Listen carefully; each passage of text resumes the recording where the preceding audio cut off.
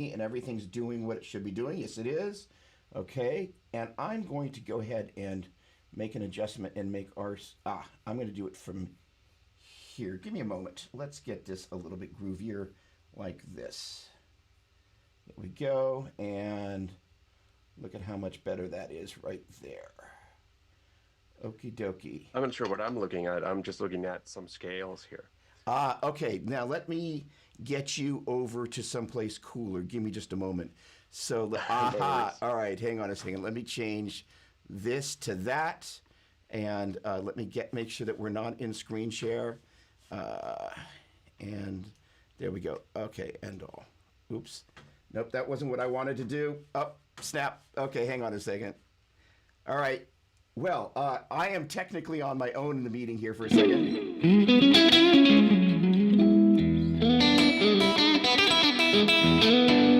Snap.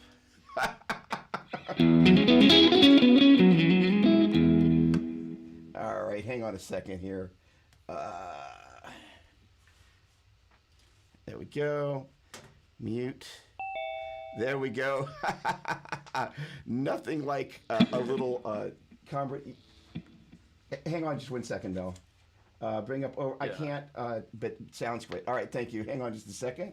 We should be back with Zoom here. Hang on a second. We've got a small dilemma happening here.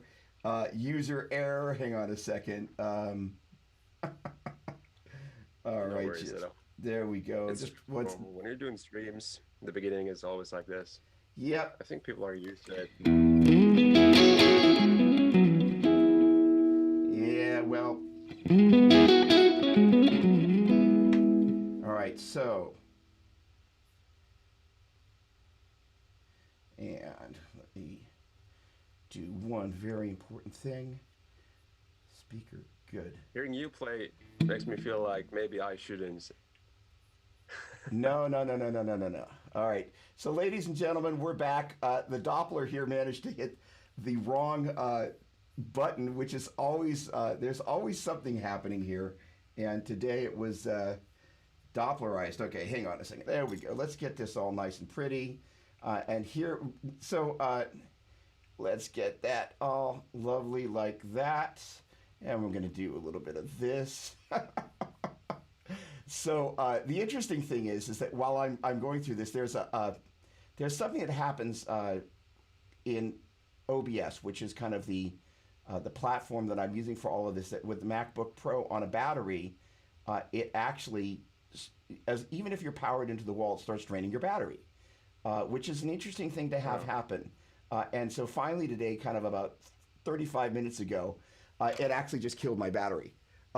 And the laptop went down with it. So in any case, all right, everybody out there, hello. So let's just fix one thing. Miko, what are you looking at right now? I'm looking at some scales. You're still seeing the scales, and are you where are you? And are you you're looking in Zoom there, correct? Yeah, I'm looking at the Zoom meeting, and I see you in the small screen. It's okay. Okay. Do me a favor. Go ahead in your upper right-hand corner, hit Gallery View. Perfect. Okay, good. All right. We are rocking. Okay, so we're going to hit like the magic restart button and...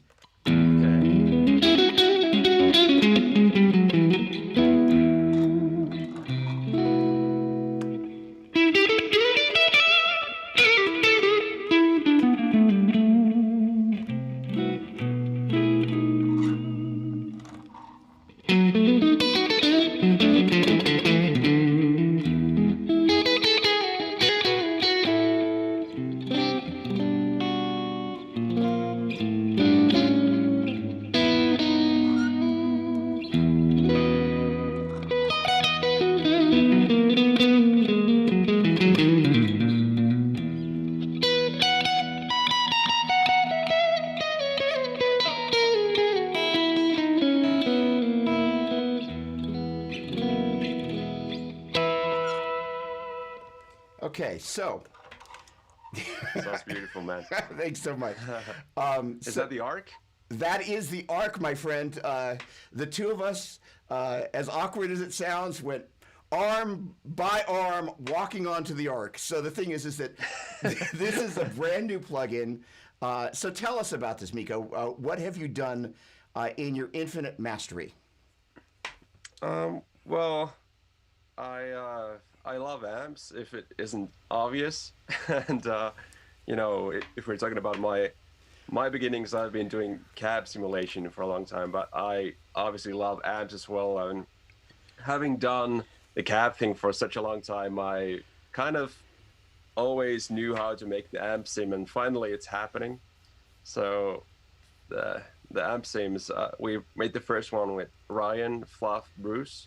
Who? And a YouTuber guy. I'm sure many people will know him. Funny guy, awesome dude. And this next one is called Amped Arc, which is based on two of the same kind of amplifier, which is strange for some people, but I've always wanted this real-life amplifier, and you actually can't purchase that in Europe. They only sell the cheaper one here.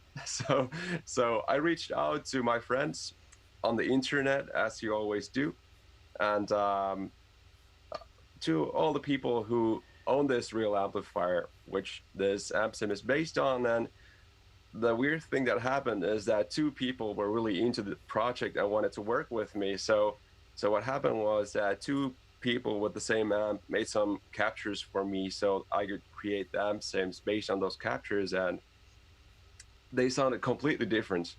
Like the one that you'll see in Amped Arc, which is the Amped Arc Blue, has more saturation, more low end, more gain, and more kind of modern sounding, while the Amped Arc Camo will be more tight and more mid-rangey, less low end, and kind of brighter sounding. And I mean, it's just awesome to have two different variations of that amp.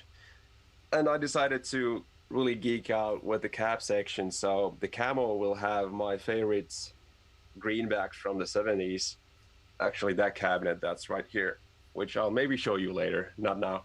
And the blue one has the same cabinet that I used for the cabinet section, the IRs, that was used by Periphery on Periphery 3.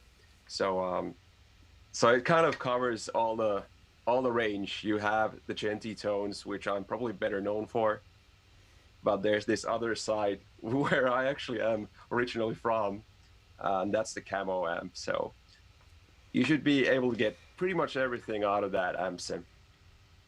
That is fantastic. Let's unpin you, and we're going to go. There we go. Let's go back here. There we go. All right. So, the interesting thing is, as you pointed out, and I know what you were expecting is like, we've been talking about, I was hanging out with Fluff's amp pack this afternoon as you were kind of walking me through, just kind of getting everything registered and up and running. But you mentioned that you kind of come from the Hendrix school and you really love those bell-like tones. So the neat thing was that I was able to just kind of hang out and pretty quickly put together some really neat tones. So I want to talk a little bit about what I'm doing over here, and let's see if I can. Here's the thing, ladies and gentlemen, I'm just going to run and gun it tonight because, as I mentioned before, what happened was with this OBS thing, fortunately, this little $300 piece of technology saved my behind. But the thing is that there is this strange little thing going on with OBS that'll drain your battery even if you're plugged into the wall. So fortunately, I saw that coming, but it put me behind just a little tiny bit, which always seems to happen. But I'm going to go share my desktop, and I think I should be able to just get straight over to the application here, which I am. There we go. Let's do this, and I'm going to pin my... There we go. Oh, awesome. Perfect. All right. Now, I'm going to need to resize that over here. So there we go. All right. So here is...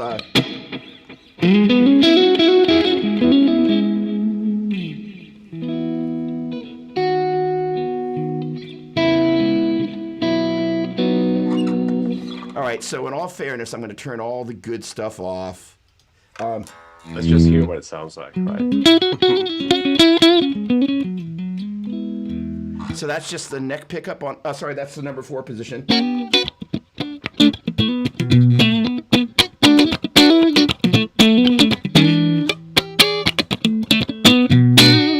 All right, now now I'm going to add a little verb, or a little bit more than a little verb. Let's take that out. All right, you know what? We're going to back up a step. So the goal here tonight is actually talking about this strange blend between using your ears, working with your gear, and developing sounds from the ground up. So basically what I did was I came into this guy. I'm going to hide the pedal board, and I just went, okay, well, I want to go in and do a couple of things that I know are going to be pretty typical of how I set things up. I'm not a giant fan of presence, and we're going to get into, especially when we get into some of the drive settings, kind of why I like to pull the presence back less than 12 o'clock, quite often more than that. So I'm kind of constantly messing with the presence and the treble control. The depth obviously is where we add some body, and Mikko will be much better at explaining that. There's no lack of low end, and sometimes the mids can get honky. This guitar in particular, if you listen, has plenty of mids going on. That's not the amp. That's kind of always been this guitar. Now that said, yeah, with the EQ section of this amplifier, there's actually one thing that most people will probably not know, because most people have not tried the real amplifier. So this is essentially the EQ section, in my belief system, kind of a clone of a Wagner Ubershow. So the mid knob also lowers the treble. So many people have already said, like, all the presets have the mid scooped, but it's actually not ever going to scoop your sound. So what you have to do is kind of compensate with the treble and turn down the middle. It's kind of, it works in a different way than most EQs. Only thing that I wanted to give. No, that's great. Before you start tweaking it. Well, no, so, and here's the thing is that let's see if I can, so when you want to stop me, just stop me. And then what we'll do is we'll toggle back. Okay, so I'm going to jump back to share screen, and we should be relatively civilized as we did this. Let's take this one right here. We should, no, I want the standalone. There we go. All right, now hopefully this is going to be good. Nope, it's gone huge. Can I make that smaller? No. Okay, fine. We've gone full frame, and there's absolutely nothing I can do about it from there unless I do it from here. Hang on. There we go. Okay. Thank you, Zoom. All right, so what we've got here is basically I've kind of pulled the mids back. Again, this guitar is a little honky in the mids, and for all the things that Mikko just said there, I generally, here's the thing is if you start turning the master up, one of the things that instinctively I do that's mistaken on certain amplifiers is I'm going to think, hey, let me crank the power amp all the way up and get maximum clean headroom. No. Because if you start overdriving the power amp tubes, it's no longer clean headroom anymore. So 50% of the way is a nice place to start. That's kind of my lesson for the day. Don't have to have a huge amount of gain. And again, this is where we are in the number 4 pickup selection. And that sound, by the way, is my vibrato bar. Okay, so the idea is then I kind of went, oh, okay, there's this pedal board over here. And there's some crazy sounds in here, but I just kind of started dialing stuff up.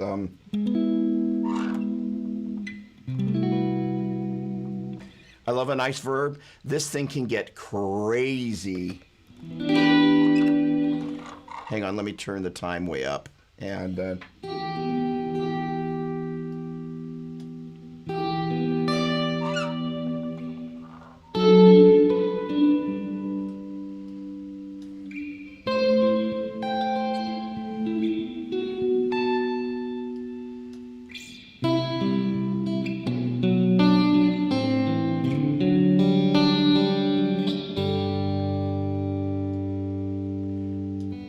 but chilling things out a little bit.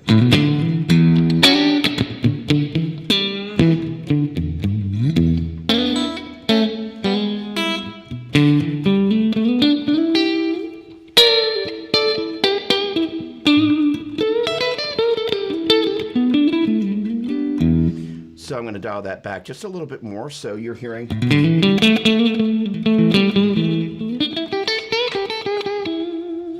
A little bit of the character of the amp versus.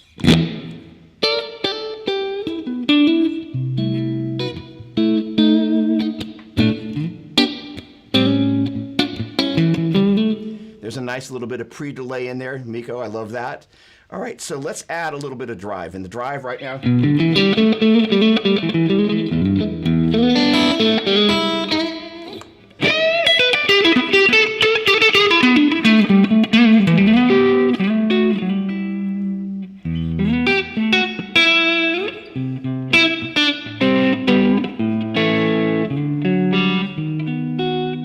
That's a pretty sound. I literally left that at high noon. Let's take all of that good stuff out. Actually, let me just go back to the drive for a second. It's got a nice little bit of compression to it. And I'm in the number 5 pickup selection with tone control all the way up. Let's go over to the delay where I had it. I'm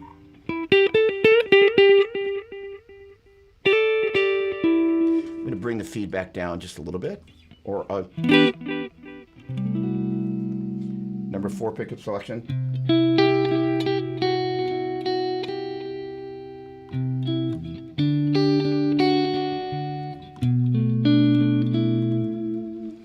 And so now I'm going to add the reverb and the delay together.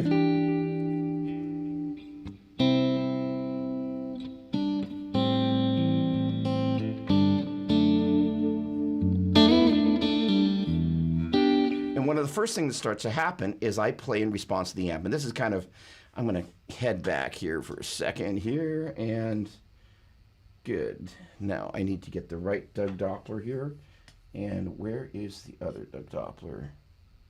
Speaker view. It's interesting to see people use the plugins that you create. I mean, this is the second amp sim that we've made with ML, and this is still quite new to me as well. We released the first plugin on 1st of April. So I even can't believe it myself at times. I have my own amp plugins. And seeing someone like you play it is incredible. Too kind. I have something weird. I've lost a video camera here, so I'm going to switch over to what's going to... Oh, I see it's frozen. OBS is not being my friend tonight. Okay, hang on a second. Let me see if I can fix this over here. I stopped updating OBS because, people always have problems with the new update. I would never... Well, first of all, I never update anything unless I absolutely have to. But let's see. Let's try that. No. Okay. And it's seeing the other camera.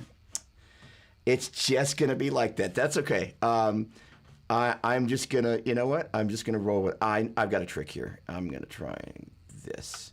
I'm going to stop video on my second camera. It's going to invite me to do that. Come on. All right. Start video. Okay.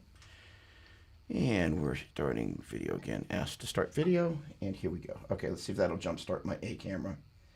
And oh, listen to that. Okay, nope, not gonna happen. All right, listen to you. Okay, I'm going to my A camera. Just kind of like that. Okay, here we go. And there is my A camera, and we're going to hide this camera here. Oh, listen to that. That sounds very low. Okay. All right. So here is the lovely A camera. So let me jump back in, and then we're going to kind of take some turns here. You good with that? Yeah, sure. Okay. So let's see. Let me get the gallery view here. There we go. All right. So here's the deal. The idea is, as you're listening to the amp for feedback, so many guitar players go, oh, I don't like that amp. I don't like those vintage 30s. Miko and I had this whole conversation about different eras of vintage 30s, but people, they don't necessarily learn to approach an amplifier or a guitar with the idea is that there's going to be a markedly different transient attack. And so the idea is this, is like, look, I have this crazy collection of picks, all of which, and I'm going to demonstrate it right now, are all completely different thicknesses. Wrong camera. They all have a different transient attack, and I'm going to demonstrate that. Then you got to go for kind of a floppy. I'm going to go for my hardest pick. And the transient with the... Now all of a sudden, the thing that you might not have necessarily liked about this guitar...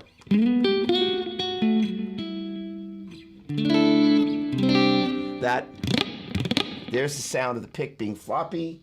Here's the sound of a heavy pick, giving you that snap in the top end. And the point being,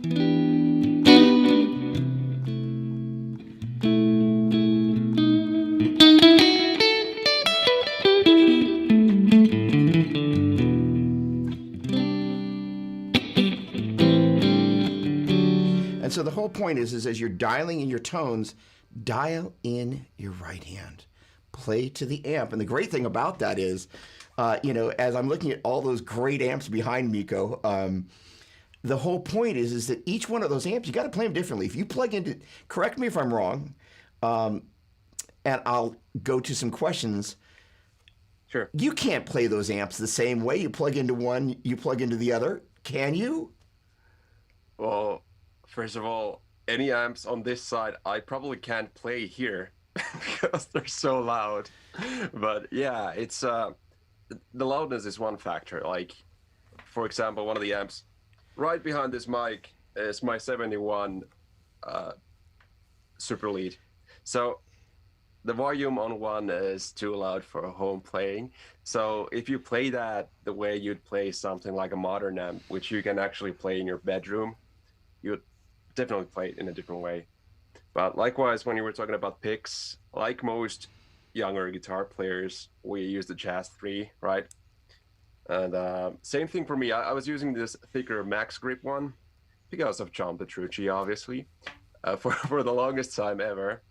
But then I was told that I should try this one, which is actually, I got this from Misha Mansour, but this is a thinner version of that, and it has that spank to it. So when you pick your guitar, it'll you can still do kind of more traditional playing. Like I said, I really love Jimmy. So with a really thick Jazz 3, there's no way I can even get that tone.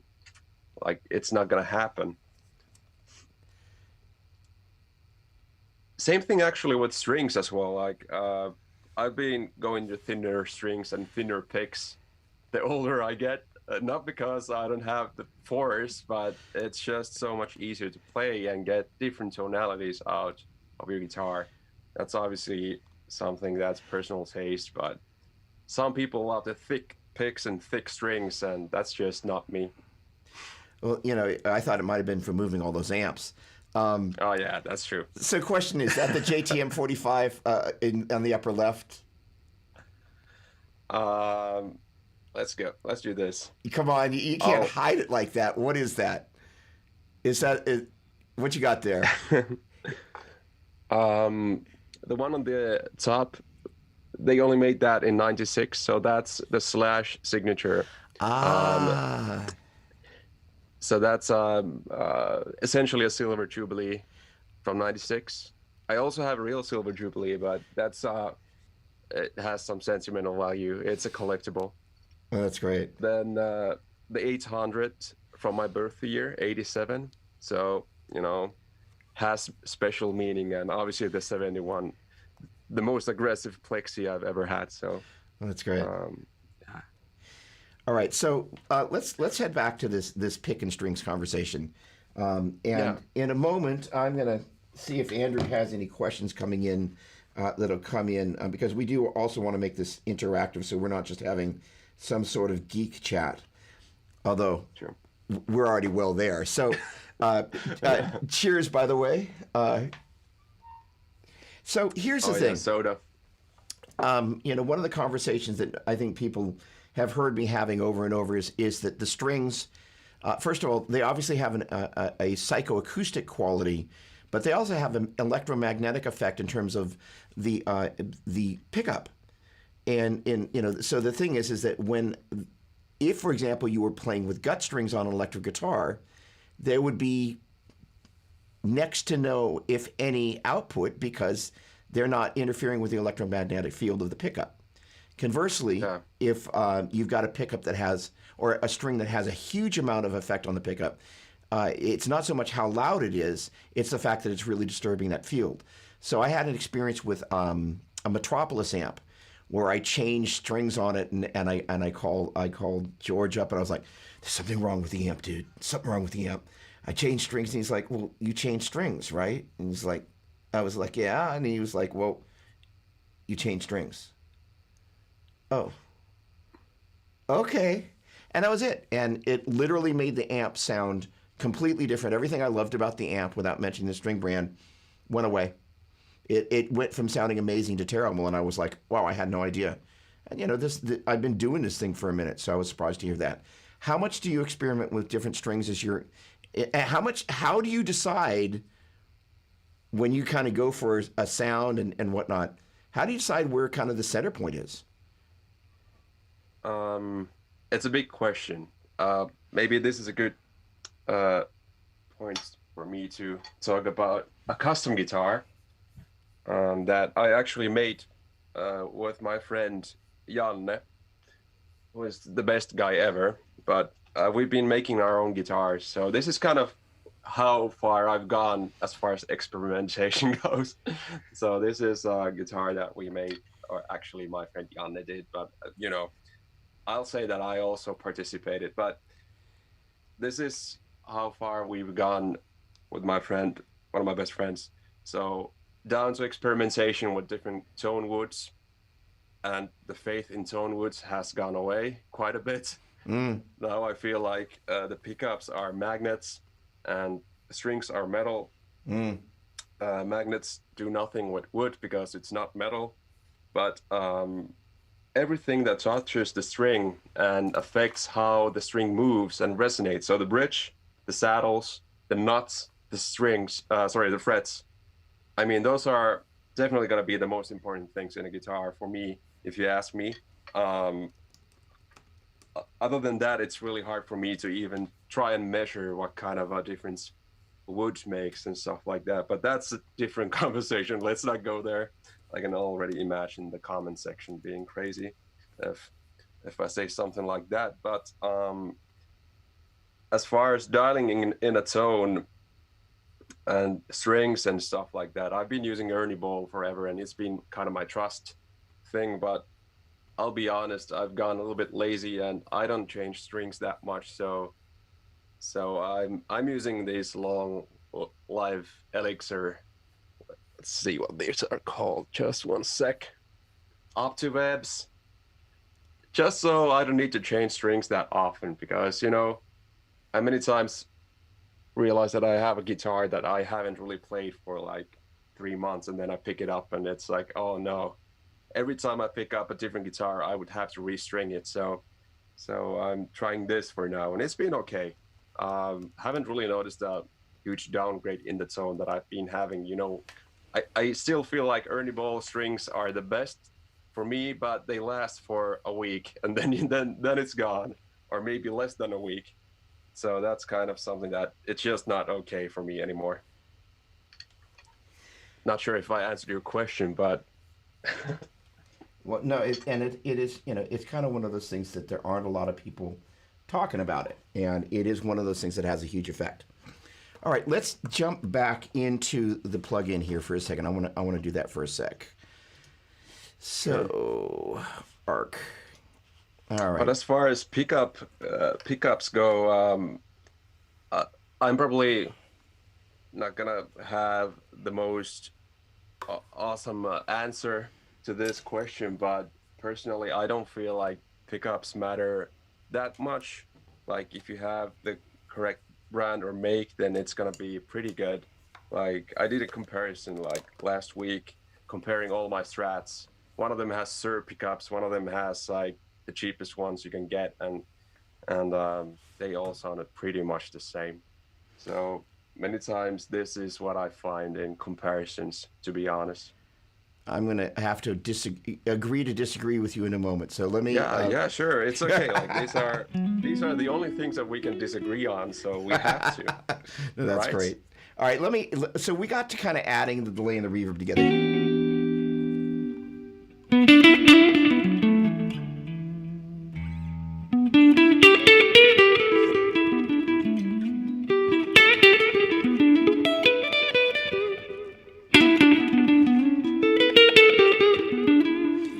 Now, the interesting thing is the sound of the delay, at least I've got it set, is a little bit like an analog delay, where it's kind of got that kind of old school. Yeah,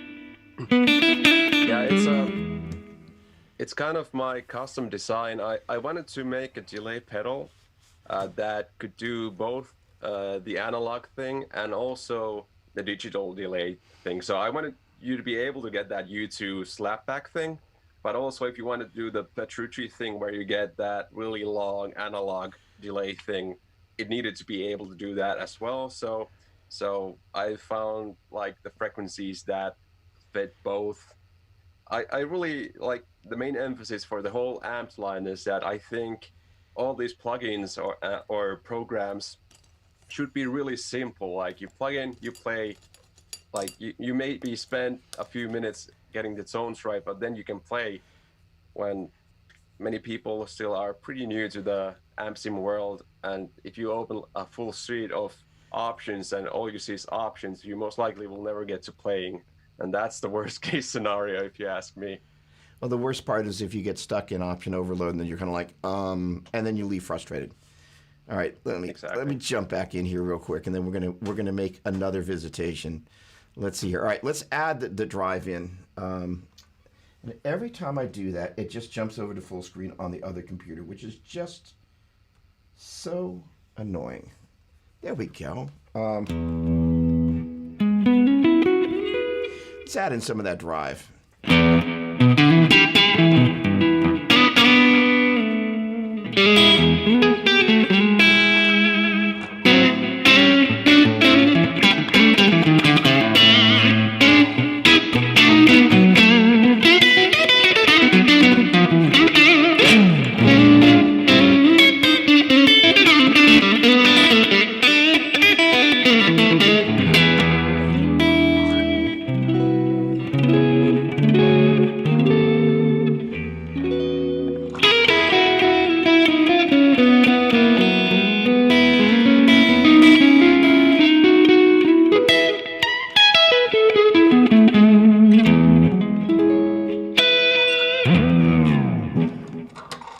That's kind of satisfying there, my friend. Satisfying to listen to as well. Very kind. So, all right. I take it you're just to add to the pickup thing, however. Okay. You're gonna take the bait. When I say that pickups don't matter, you need to understand that my point of view is that all the guitars that I have are pretty good. I usually am the kind of person that, like, if I don't like the guitar, I'm not gonna buy it. It's most likely if I didn't like the pickups that I'm just not gonna buy that guitar. So all the guitars that I buy or get, I really like them when I purchase them, and then I feel like I'm not gonna mess with it. So that could be one reason why I don't have bad experiences with pickups. But just to get that out of the way. No, that's here's the thing is that a guitar that's well manufactured is going to have pickups that fit the guitar well. Exactly. These I never really liked, without mentioning any names, the neck pickup that was in this guitar. It never sounded great to my ear, so I just kind of went, okay. And that there's a little bit of a honkiness in there that's always been there. I was like, oh, so in any case, all right. So I want to go over to this other amp sound. So I got to do a little bit of magic here in the background here. But let me take that like that. And we will get a little bit of hiss, but I think it's well worth it. So let's do this. I think this guy is... There's a noise gate there, but like with most of those pedals that we have there, they're designed to do everything. So very subtle settings work really well. So even with the noise gate, I usually have it like almost off. It's enough to get the noise away. Let's see. Oh yeah.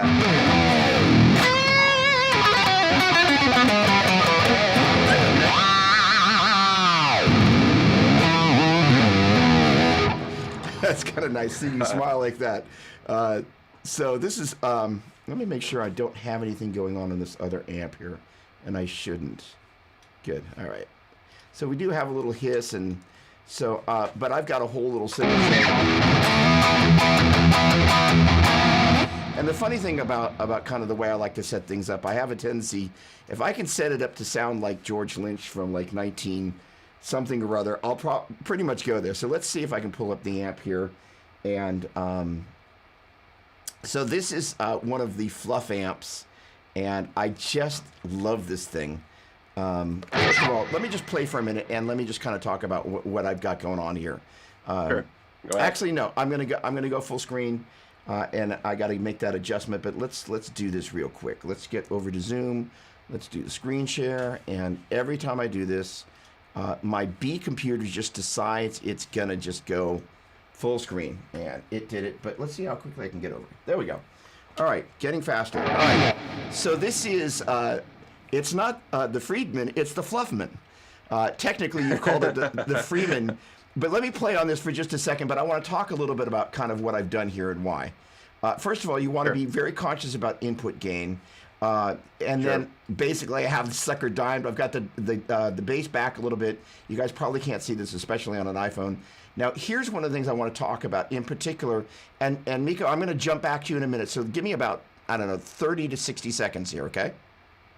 All right, awesome. So one of the things that I've heard tons and tons of people talking about is like the tone is in the mid-range. And the funny thing is that I came from an era where the first thing you did was you pulled the mid-range back. So as I was hanging out with this, I was like, well, let me try this. Now, I'm not a huge fan of presence. So what I've done here is I've kind of got the treble control and the presence control kind of opposite one another. And then I've just left the master halfway. So I'm going to pull the mid-range back here. And I want you to listen for the sweetness factor going away. All right, I'm now bring it all the way up.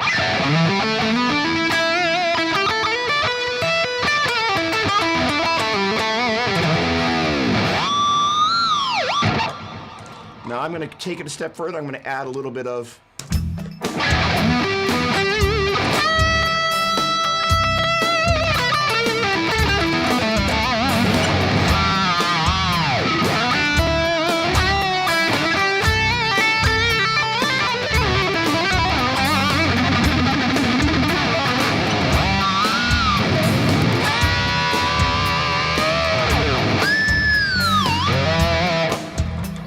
You kind of get the point.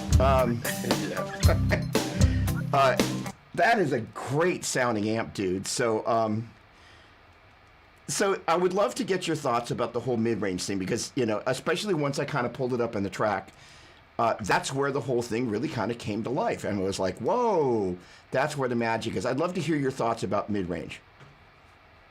For me, it's always been about balance. And one of the main features and reasons why many people love the IR's impulse responses that I make is that I leave in all the rich mid-range, while I would say that most people that shoot IRs make IRs that are much more scooped in the mid-range than mine. So if you use my cabinets, they will have more mid-range than your average IR, which many people tend to like, which is awesome. So it becomes a balance type thing. And the particular cabinet on that Freeman, need to be careful with that one,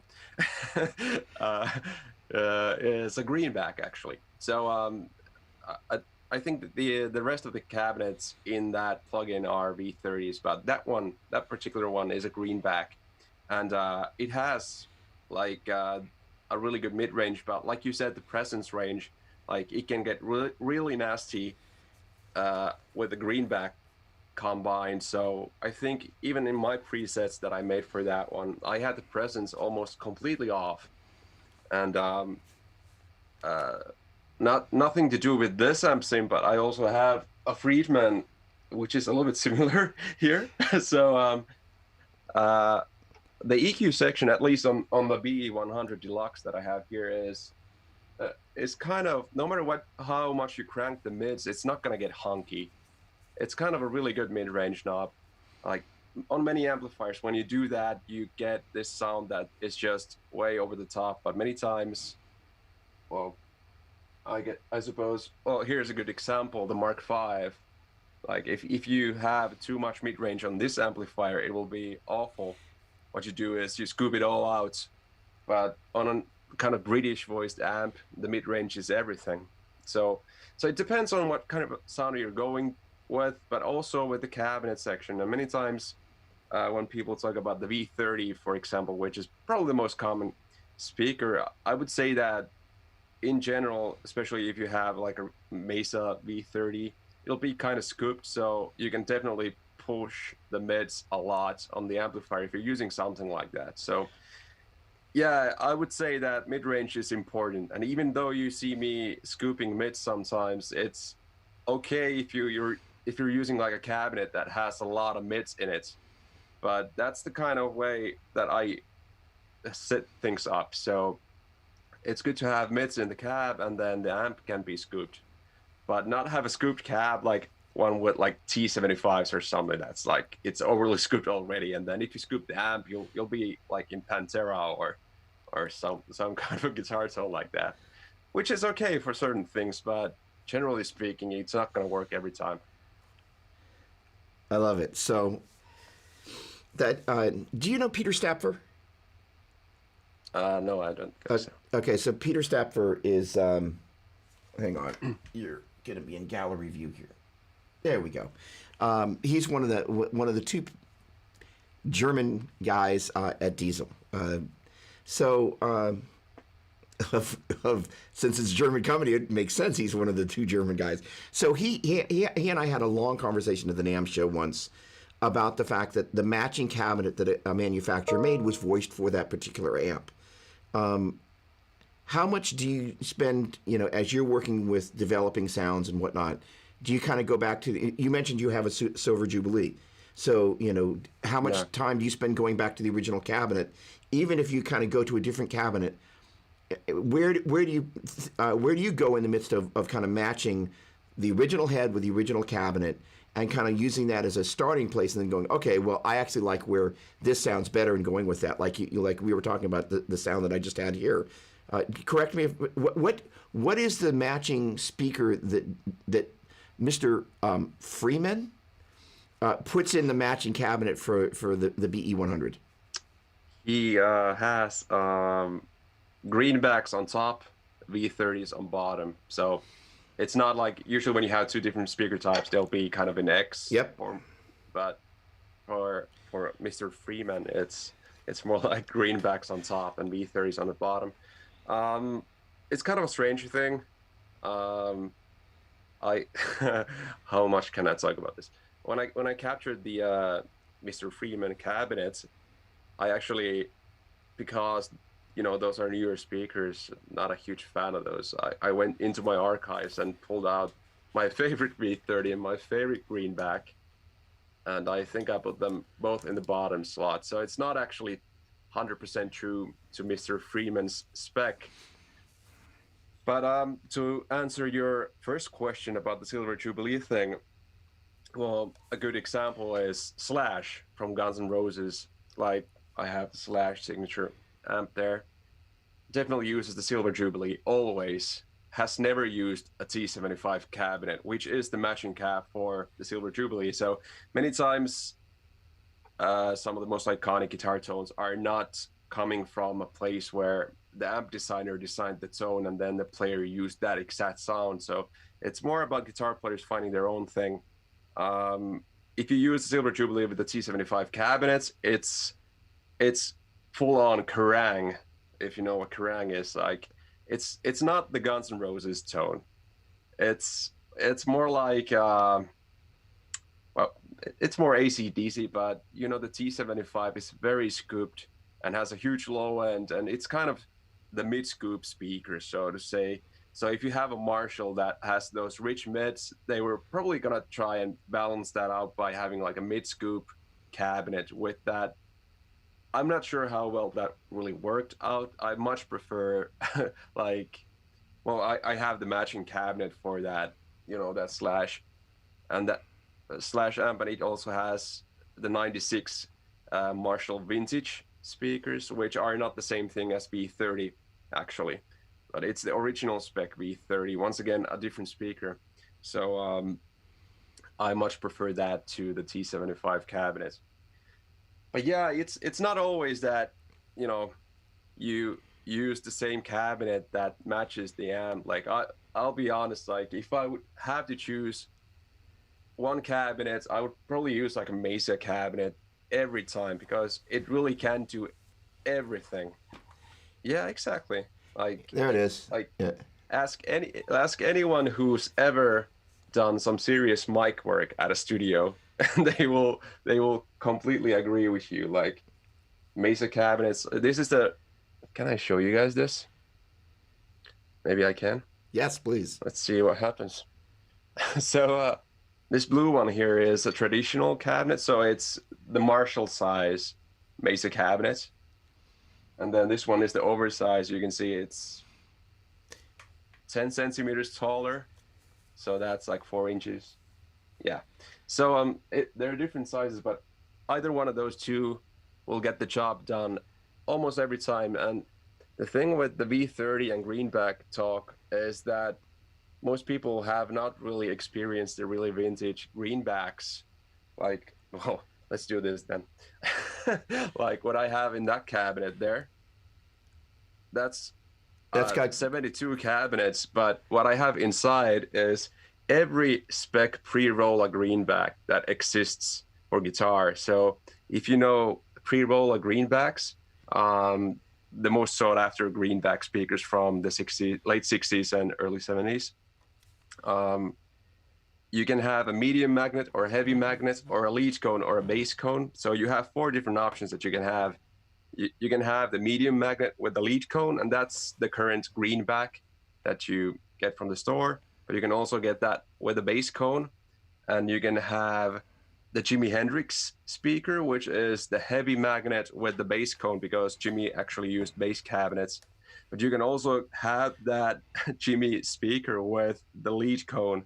So there are 4 different options, and I have one of each in there in that cabinet, and that's kind of my ultimate holy grail.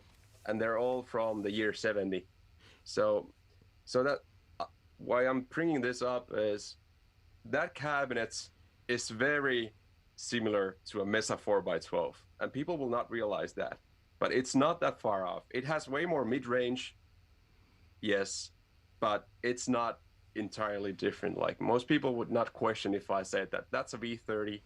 It's actually a vintage greenback, and that's just like I would have never guessed that. But after collecting these things for such a long time, there are really many similarities between a really vintage greenback and, well, a good era Mesa cabinet. I could go in depth into what is a good era Mesa cabinet as well, but let's skip that phase. so question. So that the boogie and I'll do that. Fine. Back there, you'll see a pair of them. Right there, you go. But mine are the tall Yeah. slants. The funny thing is that for years and years I turned my nose up at slants. And it's like I don't like slants, and and then I discovered at one of those guitar camps that I think I ended up either bringing a slant with me or kind of using a slant, and just kind of went, wow, when it's really loud you can actually hear yourself, and you're not always in, especially on a shallow stage, that slant actually is going to save your butt, because you're actually going to hear yourself, and it's just when it's really loud, you've got to have that top cabinet. That said, when I went to buy the first one of those boogie cabinets, I ended up getting the tall slant, and those, as I recall, the traditional vintage 30 is a 60-watt vintage 30, and the Mesa Boogie ones are 65 watts. So besides the wattage, depending on again which era, correct me if I'm wrong, they do sound a little bit different. In your opinion, how different do they sound to the traditional vintage 30s, and how much does that contribute towards the sound of those Mesa Boogie recto cabinets? Okay, so I'll try and keep this short because this could be long. Uh, Original V30 released in '86. So if you get like a Silver Jubilee combo amp with vintage speakers, not V30s, but called vintage, Marshall vintage, that's the original spec V30. Really hard to find. It's closer to the Mesa V30 than the current vintage 30 speaker. So if you were now in a situation where you feel like I really want to get an original V30 sound, I would really try and find a 90s or early 2000s Mesa 4x12 cabinets. Um, those are like very true to the original V30. Now, the most common Chinese V30 or whatever is the 60-watt version. It's much brighter and it has more high-end range, while they're actually 70 watts, rated at 70 watts. That's right. Celestion says that it's actually the same wattage, but I'm not sure. But at least all these cabinets that I have the rating at 70 watts. So the 60-watt version, I feel like it's a little bit brighter and doesn't have that low end. But it's a good speaker if you get a good era. But I feel like somewhere around 2005 or so, something happened, and I'm not sure if it's Celestion, if it's the cone, if it's the material or something that changed. But around 2005, if I go above 2005, I will probably not make a pack out of that kind of a speaker. So not sure. That's just what I've kind of learned after doing this for quite a long time. But yeah, not sure of the question. Oh yeah, the third one. So Marshall Vintage. Many people will say that I have a Marshall cabinet with V30s, but Marshall doesn't have cabs with V30s. They have Marshall Vintage, which is also a different spec. And that's supposedly the original spec, just like the Mesa one is the original spec, but they're not the same either. So there's kind of this weird, like, even I don't know exactly, but I would say, like, because I've had the Silver Jubilee combo from 87, and also I've had like 4x12 from 87, that it's really close to the Mesa V30.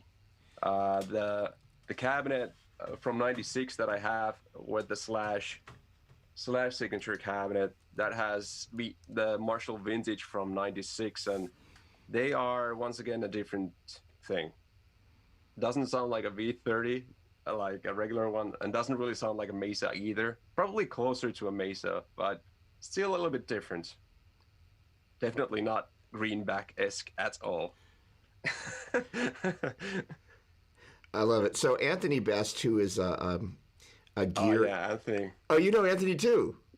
Yeah. He's a really good guy. Anthony actually has been helping me out with some upcoming plugins. Oh, that's an interesting thing. And he ask Miko what other plugin sims might be in the works. It's just fancy that. He's just feeding you, like, he's just like, come on, bring it on. So what else might be in the work? So the funny thing is that this top right here came from a rack that I bought from So I got to pause this because this is just too funny. Like, the gear world is about this big. Like, yeah. So the funny thing is like, when I'm in the worst of it, I'm like constantly scanning Craigslist. Even if I don't need it, I need it. So, the conversation, I go upstairs, I said, Melissa, I saw this thing, I'll sell something. And she's like, you never do, you know that. No, I'll sell something. So, I think I ended up managing to trade something, but it's so funny. So it's basically this road case, that holds. It's got a single. It's got a couple rack spaces in it, and you can put a combo in it. And I love that thing. So it's so funny that he's here and you know him. So and he's fine demonstrator, great guitar player, has a great production setup, and obviously knows the coolest plugin manufacturer in the world. So tell me about it. Should I do this? You want me to tell about something that's not public yet? I could actually do it. Okay.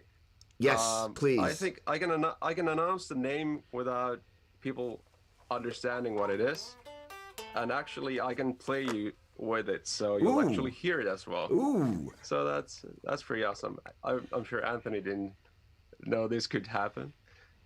The plugin is an amp sim. It will be called Super Duper. And I'm pretty sure no one will guess what it is based on that. Let's see. I'll mute my microphone and let's see if I can get its own going.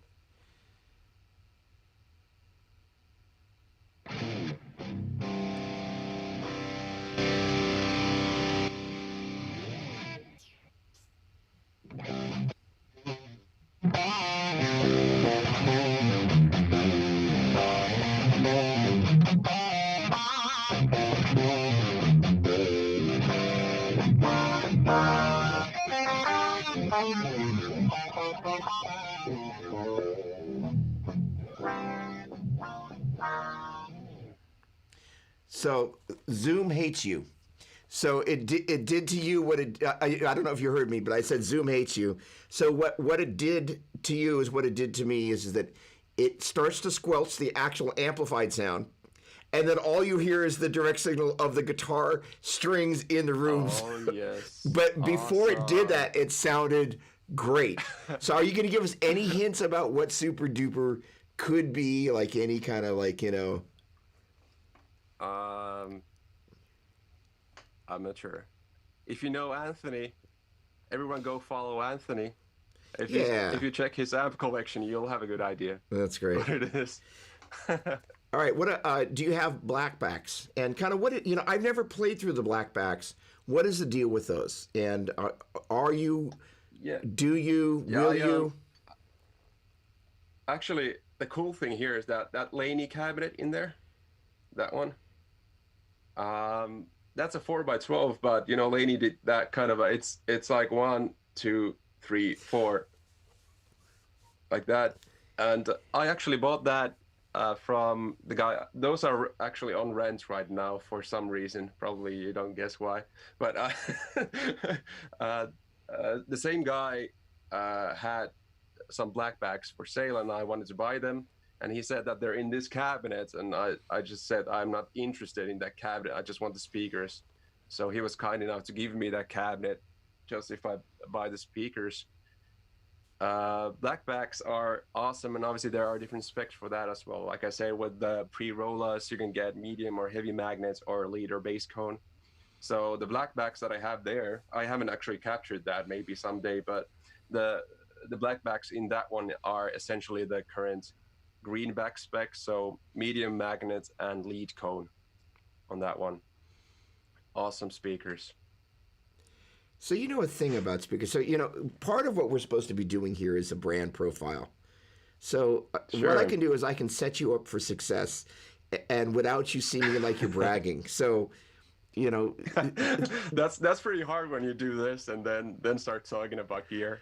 no, because that is professional research. Well, yeah, that's kind of okay. Let's discuss this. I didn't want to pile these things up to show off that I have so many cool amps. The thing with being a really good IR producer, in my belief, or amp sim maker, or any kind of its own aficionado, is to actually love the gear and collect a lot of gear and learn something new every time you get something. So each of these amps that I have here are very important for me and for my knowledge, and I've studied them. I measure them. I don't do what everyone else does, where I just plug in and play and say if I like it or not. These all go directly into my computer, where I deeply analyze everything and learn something new, and why a plexi sounds like a plexi and why this and that. And that's a part of being good at this thing, in my opinion. And obviously, another thing is that many people that make plugins and IRs and stuff like that may not actually be guitar players. Like don't really actually necessarily, like, I don't mean to bash anyone else, but I mean, for me, it's always been about loving the gear, and each amount of money that I've ever made with this, I put into this. So it's like definitely this kind of a thing for me. I love that. So why don't let's dial the clock back a little bit and tell us about your Sure. humble beginnings on a certain Sure. forum.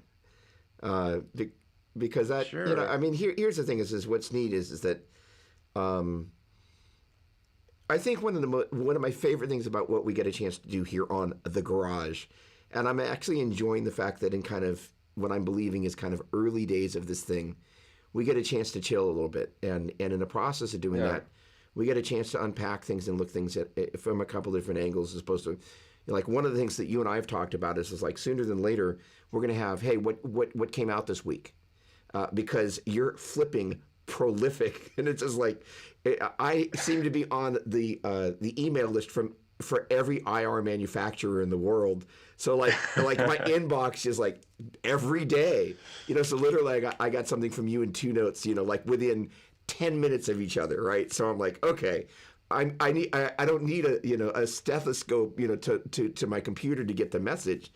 But at the same time, rather than just focusing on there's a new release, which is kind of what I would think of kind of like the NAM cycle, right? You're only hearing about what's Yeah. new.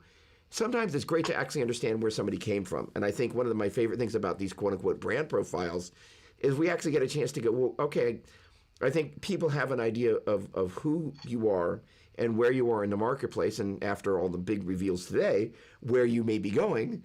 But the other thing is like it's always nice to kind of go, where did you start? And your start is actually pretty inspiring because I was like, I heard about Cooper Carter kind of mentioned your name, and I didn't know about the relationship with Fractal. So why don't you go ahead with that opening, kind of rock and roll on that? Sure. So back in the day, before Facebook groups, people went to these places called forums where you where you met random people and didn't really uh, know them that well. You only knew their nickname. And I was very active on many of those places, mainly Petrucci Forum and Fractal Forum. And now that I look back on those times, like so many cool people came from that, those places, like everyone from Ola to Periphery guys, Misha, all Petrucci Forum guys, and likewise, I got my start on a forum, and that was the Fractal Audio Forum. And Fractal Audio. If you don't know who makes the Axe effects, then maybe everyone knows. So back in those days, that's like 10 years ago. I got my first Axe effect standard, like the very first one, and that unit had the capability of having 10 custom IRs in it. So you had 10 IRs. That was the first modeler ever to have IRs. And now that I look back at this thing, I'm very fortunate to have had that unit and really went deep into experimentation with how much I can get out of IRs. And I quickly started making my own. And I was a very active member on the Fractal forum where I always kind of shared my work for free. And everyone on the forum probably still remembers me from those days because I was always giving away free IRs that I had just made. It's pretty cool. But then one day I actually with the guy Janne who made the guitar with me, he and we had our first really good cabinet, which was a traditional Mesa 4x12, and we decided like this is probably the best cabinet we've ever had, so let's make an IR pack, like a really official IR pack. And right about that time, I contacted Fractal Audio saying that I want to sell them in fractal formats, so everyone on the Fractal forum can use them easily.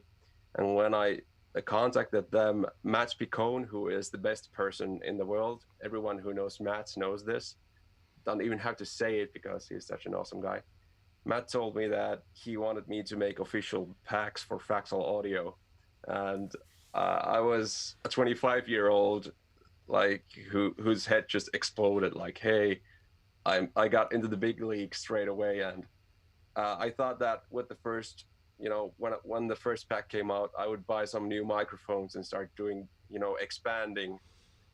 That it was very clear from the beginning that this would be a career right after that. And later on, actually, it took me a long time.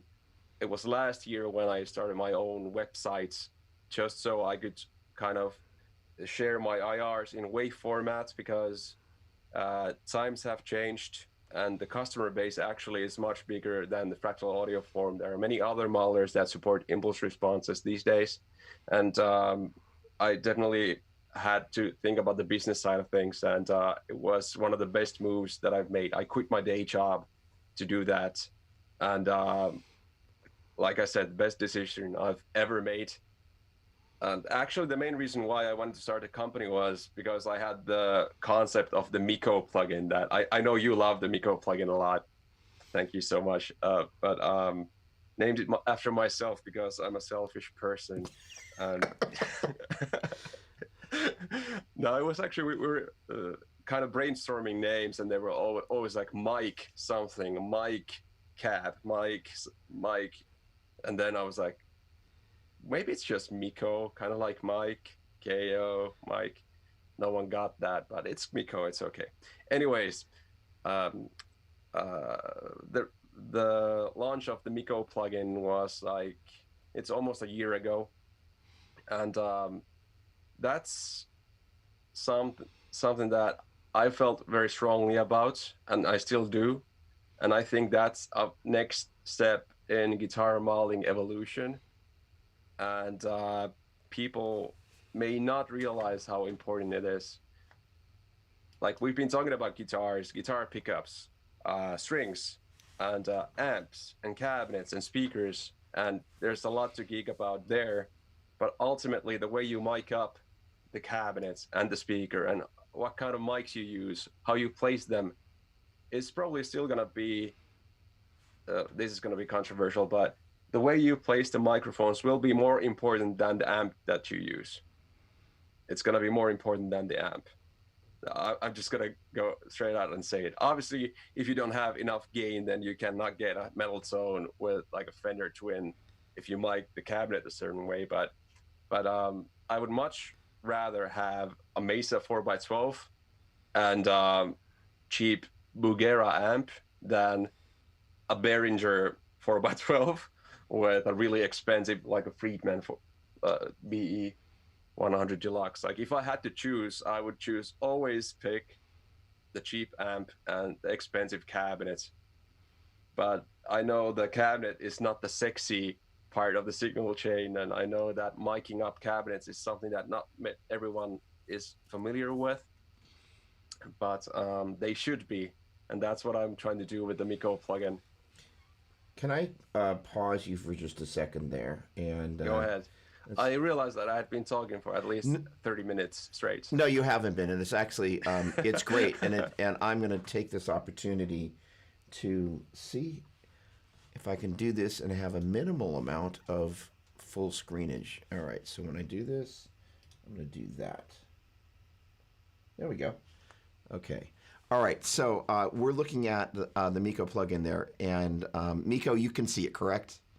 Yes. Okay, so here's the thing that is flipping unreal about this thing. And Miko, I'm really fortunate. I think I reached out to you just before the John Petrucci guitar camp. So like I'm not usually a name dropper, but I figured, you know what? This is as great an opportunity as I'm going to get to reach out to this guy and go, hey, I'm getting ready to go teach at the John Petrucci camp, and I'm doing a section on tone. Can you kind of give me your plugin for free? I thought you were from California. I thought you were supposed to name drop like every 5 minutes or so. No. I know Anthony does. No. Just kidding. So the thing, and I think I saw maybe something that Fluff put up, or I saw I saw it on a Helix group on Facebook, and I immediately saw all of this stuff. And if you take a look, and I realize it's not going to be super visible. Actually, yeah, I think you can see it. If you're on a mobile device, it's not. But basically, you have the ability to select multiple mics, blend the location, and then just, you can just toggle between all these different mics. And what's neat about this, especially, with even if it's just kind of some amp sim that you already own, and arguably maybe best with an amp sim that you already own that you know the quality of, just start fiddling around with this stuff. And the neat thing is I'm going to geek out here. So let's see if I can keep this relatively short. This right here is generally the sweet spot for an SM57, about an inch away, give or take.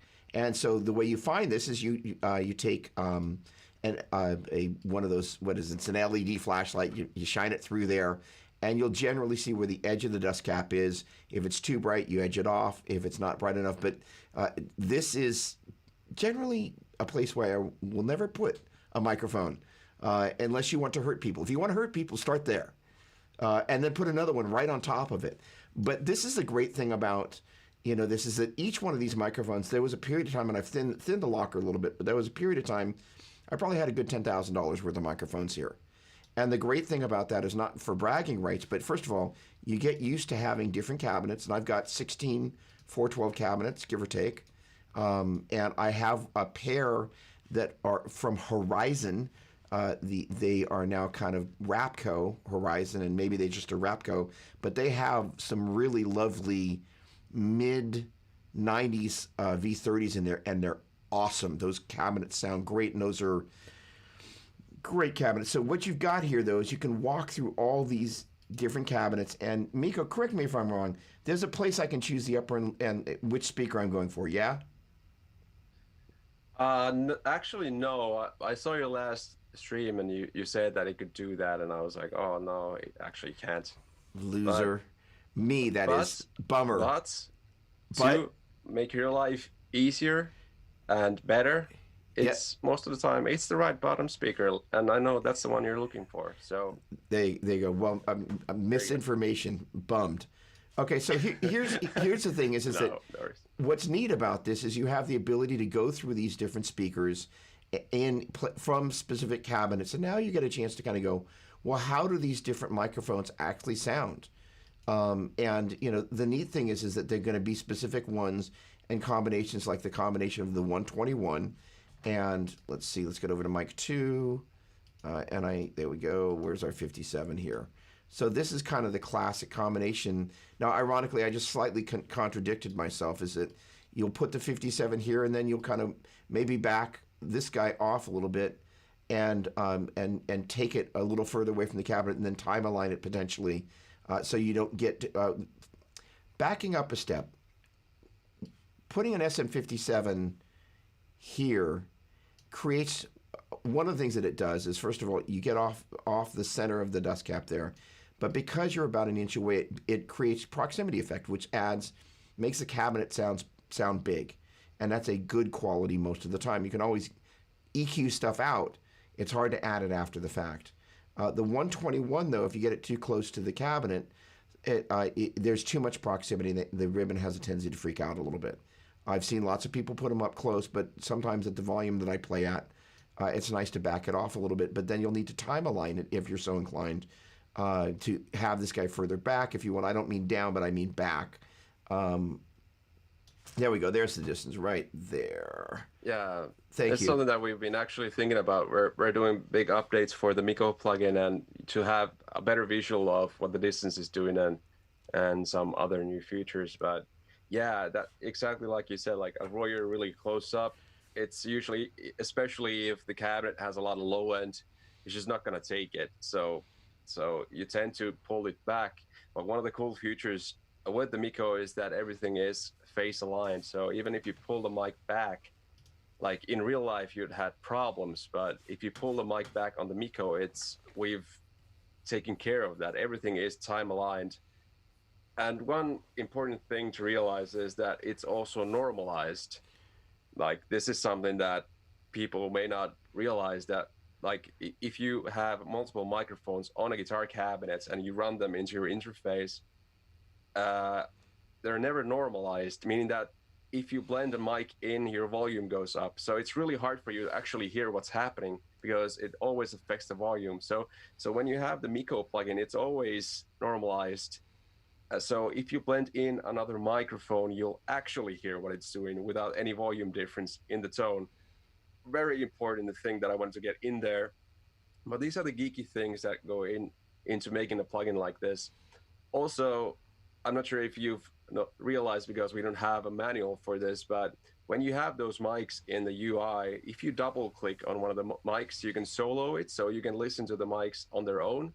Also, if you right click on them, you can mute the mics. So if you feel like maybe this mic is not important, you just right click on it and it'll mute it automatically. So you can actually quickly check if a mic is important. And because it's normalized, many times you end up with just like 3 mics. And that's kind of the truth. Even though we have the option to have 9 mics, I don't recommend using 9 mics. I mean, that's once again one of those things where it'll just start mudding things up. So 1 mic with a complementary mic, and if you feel like you need more, a third is okay. That's like my like how I recommend you do it. Um, because with every mic that you add that's equally loud, it makes the other mics matter less. So for example, if you have one mic, it's 100% of the tone. If you have two mics, it's 50% of the tone.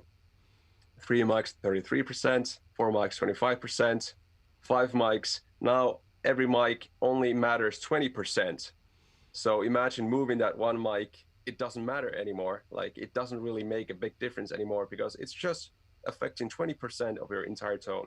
So if you really want to fine tune a really good guitar tone, stick to like three mics. That's like my honest opinion. I should know this and I don't. Do you have the ability of the 5 million things that the plugin does to choose the balance between the different mics? You can do that. Yeah, it's the first control knob So you can on the left you hand so side. it automatically balances it, but you can override that if you want to. The blend. Yeah, they're like we're actually thinking about changing that to a percentage number. Right now, it's saying like it's -6 decibel, and then everything gets normalized. So basically, the decibel doesn't matter, but you can compare it. Like if you lower it, any of the mics, choose any of the mics and lower the decibels, like 6 decibels, then it's going to be lower in the mix as well. It's the first control knob on the left hand side. Do you sleep at all, or do you just kind of lie in bed, kind of counting zeros and ones? Well, it's 5:20 a.m. So I think that should answer your question. Where I live, it's 5:20 a.m. Oh, that's awesome. Were you Clark Kent on the forum? Yeah, sadly, that was me on the forum. But remember that I was a kid. I was just a kid. So I may have been kind of a kid. Um, I'm supposed to do some ear training here at some point, but we're having such a good time. Andrew, just shoot everybody there just a message and see if anybody's like dying for me to destroy their ears because well, first of all, Miko, do you need to go to bed? I'm okay. I had a lot of coffee. I've been drinking some caffeine soda. I'm okay. Okay, well, I okay. can go. Curious, have you tried the scumbags? Because that was one of the questions that came through. I've known Jim for a number of years. He's a lovely guy. Actually, at NAM shows, he's let me stay in his studio, and he's been. The short version is that most of the people in the music business on the manufacturing side are flipping awesome, and especially Yeah. the amp and cabinet geeks. Like my baby story. First time I go to the LA Amp show, Reinhold Bogner, Dave Friedman, and I think maybe the first time Fractal had kind of been at that sort of thing because Atomic Tom was still there, and it's just like, and I kind of wandered in the room, and I'm like, because at the LA Amp show, this was 10 years ago, give or take. So this is at the Yeah. very beginning of the whole thing, and there they are. Kind of it's before Fractal had taken over the universe, and even if you're not using their amp modeling, Petrucci, Vi, Satriani, Sean, Phil Collin, like everybody who's an A-list player that's out there touring is using Fractal. But this was back in Yeah. the very beginning. So it was just interesting to see all these guys, these kind of poker face. And after the show ended one night, I'm sitting there at a table with Reinhold and Dave Friedman, and they're kind of, it's almost like, you got an ace, don't you? And they're talking in kind of, well, you did that, didn't you? And they're kind of trying to get each one to reveal a little bit of their secrets, and it was fascinating. But the interesting thing is there's a huge amount of respect, and there's also a camaraderie. So with that said, Jim Seval, Scumbag, that's actually where I met him at the LA Amp show, because I think he was sharing a room with Friedman, of course. So have you checked out the Scumbags and especially his kind of Hendrixy speakers? Those are flipping great. Um, Honestly, I have not, and that's mainly because of the reason that like I've tried them, but not in the studio, like not properly. I'd love to actually like do them for real for them or something, something big like that could be a thing, but No, I don't have that much experience with them. I'd love to have more. Maybe we have to make an introduction. Jim's a great guy, and he like the amp guys. They're just their own breed in a great way. All right, let's see. Sure. Where do you see cabinet modeling and impulse technology? Where do you see it going next? Well, I'd love to see something like the Miko inside a modeler. Like, You got any um, names in mind that you'd love to see it in? like, well, obviously, the ones that I have in high regard is I still think, like, honestly, think that Fractal Audio has the best amp models in the world. Um, it's sometimes uncanny when I have like an amplifier, like a Mark V or a Recto or something, and then I compare. I have an XFX3 here, so it's just it's so close. It's really good, and yeah, it's the flagship of all these modelers. But I'm not really taking any sides. I love all the. I have a Helix, and I think it's like if I were to go on a gig, I'd probably take the Helix because it's just so simple and easy to use. More like the amp thing that we're doing. Like it's so easy. I don't have to worry about anything. It's one unit. I don't have to route anything. I can just go there with one backpack and, have a gig. So either of those two would be great. You know, Fractal Helix. Do you have? Not like probably not. Well, I'm not sure if the Kemper is the thing anymore. Do people still use the Kemper? Yeah, no, they're maniacal. The Kemper users are like hardcore because they want to steal the soul of every amplifier and scalp them and wear them like a necklace around their and yes, okay. The interesting thing is that Fluff did an AB, as I recall, of his actual amp and your plugin.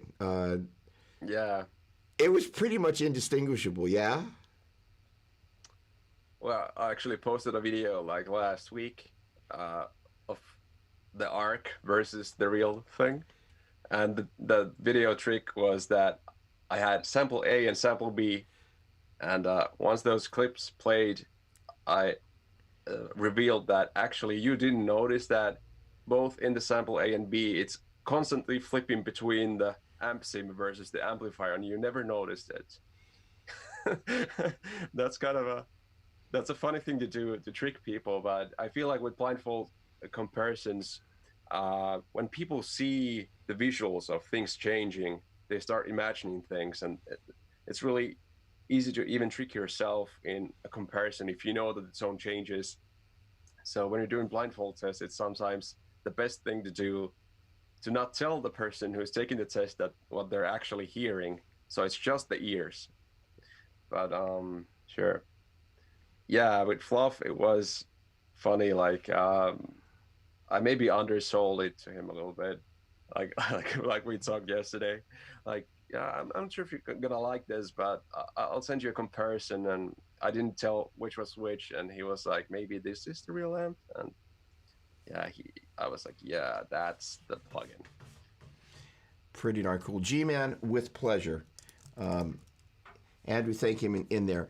Yeah, and that, I mean, that's kind of the thing. It's John Cooneyberry and I had a long conversation about blindfold tests. It's the only way to really know is to not look or not be able to have the ability to see, which is, it's a fascinating thing because the influence of like, oh, I'm looking at that amp, it's a Bugera, it's gonna suck. Yeah, exactly. Oh, I walked into that one. But you know what the funny thing is that there goes the endorsements. There goes the Bugera endorsement. But the funny thing is that I plug into anything, and if it's on a high gain tone, I pretty much dial in the amp the exact same way.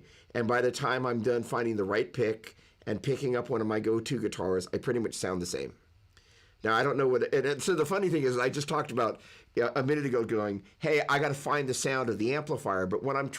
there's a lot of truth about that. But when I plug into a real high-gain amp and I try and do the Doug thing, I kind of sound like me by the time I add a little delay, dotted eighth, quarter note, make sure the dotted eighth has a few more repeats so they die out at the same time, add some verb, kind of like, I'm back in the 90s and I'm George Lynch. That's kind of like my sweet spot.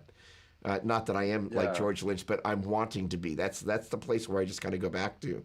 And Well, that goes hand in hand with what I said about the caps versus amplifiers. Like if the amp has enough gain and is not like super loose in the low end, if it's a tight high gain amplifier, like what would be a really good example? Bugera, one of those clones that is like a 5150, probably the cheapest high gain amp, right? If you have one of those and a really good Mesa cabinet, you will have an awesome tone. Like it's just it, and you can get, how close is it to a 5150? Like maybe the EQ needs to be set differently, but it's gonna be close enough. it's an interesting subtopic. All right, so let me take a look at I want to poke around in the chat here and see what we got. Hey Tony, how you doing? Okay, let's see here. All right, I think Miko, you have served plenty of time here. What do you got? Saw you play. Did we discuss everything we wanted to? I I think think we did. I think we did, and here's the thing: is that I look forward to. Oh, wait a second. We didn't talk about the lazy robot thing that we discussed yesterday. We didn't, and so you know what? So We don't have to. no, actually, that would be a good closing topic. So I've Okay. got some friends down in San Diego, California, and you know those guys as well, and they made a little custom. Yours is they made basically a custom XR, correct? Well, yeah, I can tell you the full story because I've been in contact with Dynamon many times because when I started doing this for real and like for real, uh, I really wanted to get the loud cabs in a different room, and I wanted the mics to move while I'm in the control room listening. That, and then I want to be able to move the mics. I essentially had the Dynamount idea while the Dynamount was still like it didn't even exist at the time. When the Kickstarter came out, I contacted them if they could make me a custom one, but they didn't have like a large enough robot, so I built my own robot back in the day, which is really ugly looking, but it works. Anyways, the problem with that is that it's not that exact, so I would never really know where the mic is on the cabinet when it's in a different room. So skipping forward to this year, I have good people around me, and Dynamount has a more customization, and we have a custom robot now here, which, sorry, I need to press record here.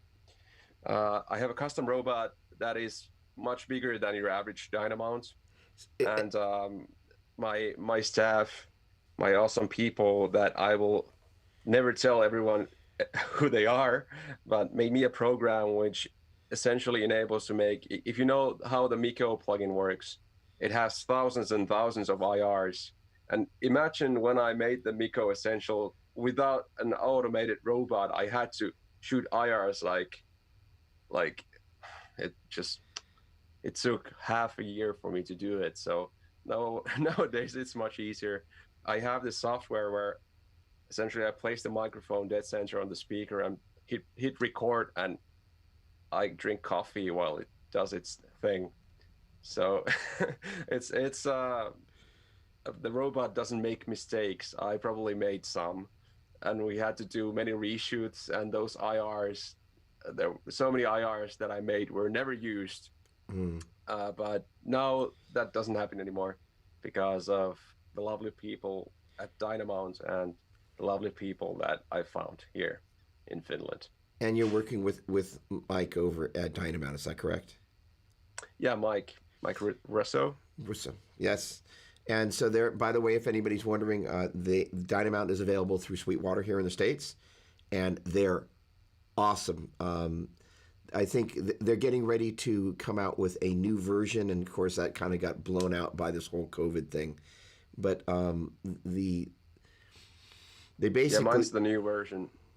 It's the new unreleased one. A bigger one. Fancy pants. So so what's neat is they have two different formats. One that's kind of an X pattern because it's really like an X, and you can move it on proximity to and from the speaker, as well as on and off, and on either side of the center of the dust cap or wherever it is you place it. And in particular, for shooting IRs, it's particularly helpful, but it's also great. One of the neat things that they talk about is that, like, sometimes they just, producers and engineers will actually just move a microphone to some place that they would never have placed, and they kind of go, that sounds really good. I mean, the funny thing is, oh, that's where I put a 57. I just had this conversation today with someone on the forum, because people are obsessed with these producers saying how you should place a microphone, like the Fredman mic position, like place the 57 dead center, and then another 57 in an angle that is like you said, you never put a 57 dead center on a speaker, like not because it's necessarily even only because it's too bright, but that's not the good tone. That doesn't have that pleasant high end, and no dark mic or anything will fix that. You just have to do it by ear and not with your eyes. And that's kind of the thing with the Miko plugin. Like you said, you quickly said it, but I'll repeat it. Different side of the cone sounds different. And I had a conversation about this, and actually Nolly has a really good idea with Nolly, who used to play bass in Periphery. Go check out his video. But the different side of the speaker, and his theory was that, those two dots on the cone, not sure what they're called, but if you look at the speaker cone, you'll see these two cone dots on. Yeah, exactly. So his theory was that the darkest sound is around or directly in between those cone dots, and the brightest sound is on the opposite side of that. So that, I'm not sure if that's true, but on a Mesa cabinet, those dots will be like this. Like on the top, they'll be pointing down, and on the bottom, they'll be pointing like this. On a Marshall, they'll be pointing like this and this. So his theory was, for miking up a Mesa cabinet versus a Marshall cabinet will be very different because the speakers are angled differently, and those dots will be at a different position. But I was actually talking about that and thinking about that even more, and realized that many times I do prefer not the in between those two dots, but right outside of those dots, and that's where I'll usually find the sweet spot around there. But I didn't really think about it before Nolly said it, but it's just interesting point of fact, maybe something to think about. But yeah, on different cabinets, they are angled differently. Awesome. All right, so we're going to have you back again because I'm sure there'll be, when I start talking, I don't stop. Sorry. Well, no. I'm a close second, and so actually one of the other things I'd like to do. Why is that frozen? That's weird. Hold on. You are streaming over there, right? Yeah. Good. Okay. Always a little alarming to look over, and it's just like. So the thing is that I would love to, first of all, when there are new releases, I would love to be able to, for the especially the IR geeks, and the neat thing, what I really wanted to do today, and I had a minute to do, which I was really excited about, was like, you didn't expect that I was going to plug in and run through some sounds. And the neat thing is ideally what happens is that you actually get me them before the actual launch. Then we kind of have a little virtual high five, and people get a chance to hear them on the day of, and then we have a little geek party, and you get a chance to talk about it. And I think that's one of the exciting things that I want to be able to do a lot more of. And the neat thing is that you and I have had this kind of fun hang, and I have a huge amount of respect for the work and the diligence that you do. And the last thing I want to say about Miko, that to the best of my knowledge, no, and I love that you do this, is that you kind of, what is the U.S. Map on Miko anyway? U.S. map? Yeah. I'm not sure what you mean with U.S. map. The price point, U.S. dollars. Okay. It depends. Right now, we're kind of still on quarantine sale, which will actually run out in about 2 weeks. So right now, all the Miko plugins are 30% off. So it's like if you get one of the single cabinets, they are around 28 euros. So they'll be a little bit over $30. And then if you want the Miko Essentials, which is what you had there, which has what's it, 8 cabinets, 9 cabinets? I don't even know myself. But anyways, has a bunch of stuff in it. I think it's 87.50. So it'll be a little bit over $90 or something. So no, that's awesome. So I mean, the thing that you can do is that you're actually able to then output that as your own IR. I think that is the coolest. We didn't even talk about that. Like that's the entire thing, because I wanted to get rid of that thing. I wanted to not necessarily kill the IR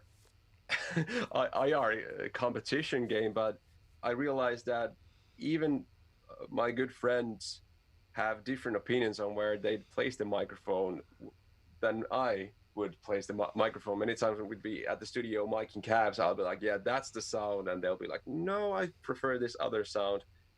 So I started thinking, like, how do I remove my personal opinion from a cab pack? And then I realized that I need to give all the mic positions to people, and then they need to be able to export it. I needed a user interface for people to kind of choose. It's essentially, the Miko is an IR collection of tens of thousands of IRs, depending on how many cabs you have. But you have this user interface that you can use as an IR loader and IR exporter if you want to use it in a different place. But obviously, when you're looking at that UI, you just think that it's a cab simulator and you think it's an emulation. But you really, when you move the microphone, you just scroll through hundreds and hundreds of IRs when you did just that with your mouse. And you didn't even think about, if you opened a folder with that amount of IRs and you had to load each IR specifically to check out which tone you wanted to get, you'd have ear fatigue before you get there. So that's kind of, it has many things that I think maybe in 10 years people will understand. Well, I can tell you that was the thing that I saw, that it was like, seriously, oh, right. All right, hang on. There are a couple more questions coming in. So before I let you go, poor Andrew was like, how long is Doppler going to do ear training? 15 minutes. Yeah. So it's interesting. So neural DSP did come up, and I actually saw that in the thread. But now Andrew, to his own peril, has put that in there. Hey, Miko, neural DSP are known for their amp sims, and will release a floorboard soon. Do you see yourself doing the same in a few years? Oh, that's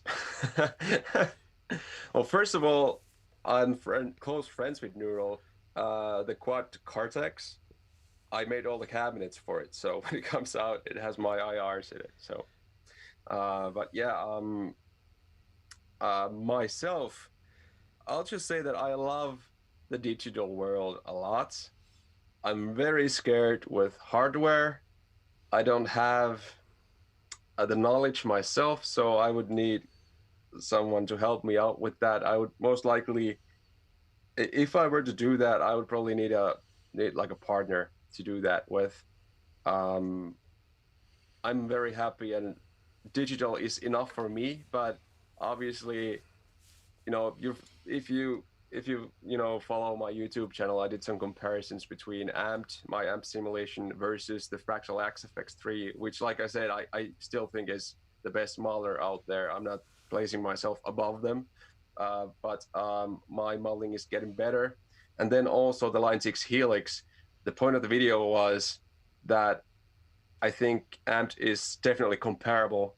And in some of the examples, I think it sounded better than the others. Some of them, I definitely preferred some of the other modelers. So I think the amp modeling is super high quality. And if I get like really good connections and good partners, I definitely can see that happening. But right now, I still need to make 100 plugins first. Well, the interesting thing is that it'd be really. First of all, what I was playing, I was using Gig Performer for the high gain sound, and I've pulled that back. Hang on a second. Let me just pull that up real quick. And that's from the Plugin Alliance. And basically, it is a standalone application that basically allows you to load any plugin you want to. Oh,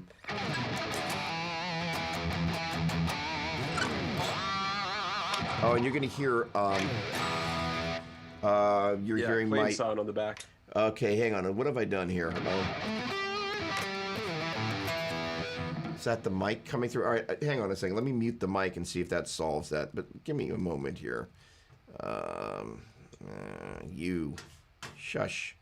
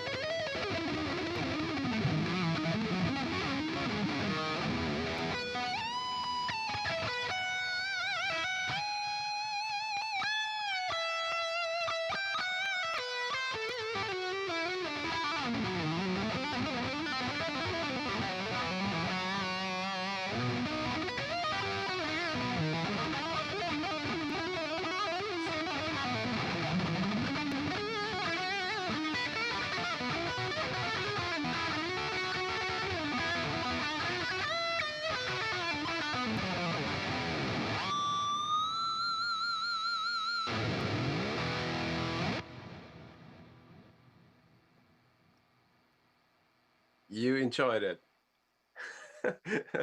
It's always fun to see someone really get into the game and enjoy it so much that you just let him do his thing. It's so that's a plugin from. It's a platform that Plugin Alliance is offering, and it basically allows you to just load any plugin you've got and just run it in line. So I've been really enjoying that. So what was neat about that was it allowed me to bring up a backing track in Pro Tools without loading down Pro Tools, because for just about everybody out there that knows Pro Tools and those that don't, when you start loading up amp sims and doing all sorts of stuff that starts to get memory intensive, you have to start increasing the buffer size. That is to say, you get latency, and latency is bad. And then sometimes if you don't increase the buffer size, then you get popping, and popping is bad. And then the other thing that starts to happen is you just plain get dropouts, or you get latency, dropouts, and popping. So and I have a tendency to have like 5 million browser windows, which I don't have open right now. But that for those of you that are kind of fiddling around in the modeling world, if you're doing it inside the box, just be conscious of minimizing the other things that are happening in the background, so you've got as much, if you will, headroom with your machine there in terms of memory. Mikko, is there anything else that is pressing in the midst of all of this before we... I could tell you about the amps I have here if we have time. We always have time. I'm curious about the Sound City in particular. That's the one that I've been kind of looking at that looks pretty cool. So yes, let's talk about amps. Um, well, yeah, all those three amps that are there, like I said before, are actually not. I don't own these three. These are rentals right now, and I also rented matching cabs for them. So, what I'm gonna do with them, uh, the high watts DR103. If anyone is a Pink Floyd fan, they'll be going like, ah, but And that's Pink Floyd. the cabinet has got uh, it's got the Fanes in it, correct? Exactly. And yeah, not many like vintage Fane cab packs out there. They're really No, rare. Enough about that. Then for we now. have a Laney clip. So I've never seen one of those. So is that like a Tony Iommi era amp when he was playing Laney's, or what? yeah, it's like the drive section is like a fuzz pedal. like if you imagine like Black Sabbath, it's really hard to make that sound with my mouth, so I'm not even gonna try. But it's the first fuzz ever, or maybe they made a fuzz pedal before that. But anyways, it's like a fuzz drive, and actually a really good clean sound. The weird thing about that, the drive channel, is that you can blend in the clean and the dirty at the same time, and it's an unusable sound, but And you can unless do that. unless you were in a park somewhere under the influence of something that we're not going to mention on the show, and I'm not being Yeah. intending to be a bad influence, but they did some strange things back in the day. Oh yeah. I'm not sure if that was by design or an accident, but they just went for it. Groovy. And then the Sound City, I think all of these. I'm blocking once again. No, all of these amps are kind of in a similar vein to the Plexi, as in they have kind of two different volumes for kind of a normal and a bright, and the Sound City is weird. like I know the hype and it's good, but for me, I need to have the treble on 10. Uh, it'll and the bass knob is kind of has this oscillator type thing where it'll actually have kind of this narrow peak scoop, because like I said, I always measure things. It's not I probably have really bad hearing, but when I turn the bass knob, it actually moves kind of this uh, narrow peak cuts in the mid range to different positions. Looking really forward to modeling that, by the way. But yeah, it's interesting thing for sure. Um, I really love the high watt. That's really good. And if you like fuzz pedals or a fuzzy guitar tone, then the clip is awesome. It was like instant Black Sabbath. Although I know Iami used kind of a different type thing. It was like the supergroup or something like that. But it's very similar to that one. That's awesome. Somebody asked you to define IR. Um, yeah, phase, EQ. That only made it more complicated, right? Maybe in layman's terms, it's easier. Impulse response is like a snapshot, or I tend to use photograph as an example. So, for example, if a real cabinet and a mic up would be like a Mona Lisa or something, an IR would be like a photograph of that painting, and you can now have a Mona Lisa on your wall because you have an IR. But then it comes down to how good your camera is, like how good your capture method is. So if you have like a really cheap camera, or you didn't really care about the focus, or didn't spend time getting the good picture, then ultimately it's the kind of painting or picture that you'll not put on the wall because it just doesn't work. If the picture is clear and clean and pure and sounds or looks exactly like the Mona Lisa, and people would not really notice a difference, then most likely you'd have it on the wall. And not sure if that translates, but I try to use that analogy. And many people will many times question like, what kind of a mic pre do I use? But for the impulse response capture thing, it's more about having really super clean signal paths, because I want to get all the detail that I can get, and I want to give people like an XLR feed. So when they get an IR, it feels like the actual signal coming from a microphone, and they can do whatever they want to that. If I was to bake in some mic pre's and stuff like that, that would be the blurry picture that I was talking about. Like if I would take a photo of the Mona Lisa and then Photoshop it so that I like it, but then when it's Photoshop, no one can get the original anymore. So I can go pretty deep with this analogy. That's a very visual analogy for something that's markedly sonic. Yeah, yeah, it's really hard to explain something like an IR, which you know uh, is essentially a wave file that just does this. Like it's a snap wave file, and what it actually does is it captures one of the most important things in the whole guitar rig. like we've been talking about fractal audio and all the good things that they've done. Definitely the number one reason why when it came out it killed all the other modelers is because it had IR formats in it. And nowadays, if your modeler does not support impulse responses, it's not a serious modeler. Who in, That's just what it is. who was the person that was first credited for doing impulse responses of speakers for guitar modelers? Oh my. I've never I don't heard that. know. And there had to be somebody who did it first. The first company that did it was Redwires, I think, on a large scale.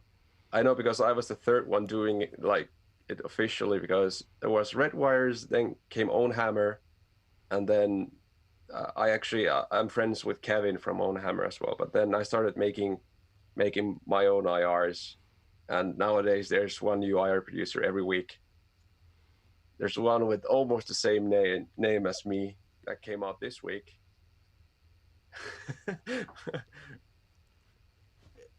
It's a strange world we live in. It's a strange world. And do you sample the other IR manufacturers' wares just to kind of see, kind of where they're at and just kind of know what the variety is out there and just kind of as a guide I point? used to, but I don't have the time for it these days, mostly because there are so many. Um, I mean, I know the big companies and their quality, of course, but I try not to do that because I feel like we all should have our own tone and own sound. And I'm close friends with many of these people, like the guys from GGD who are now doing kind of a.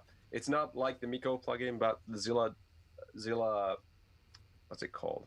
Studio Cabs.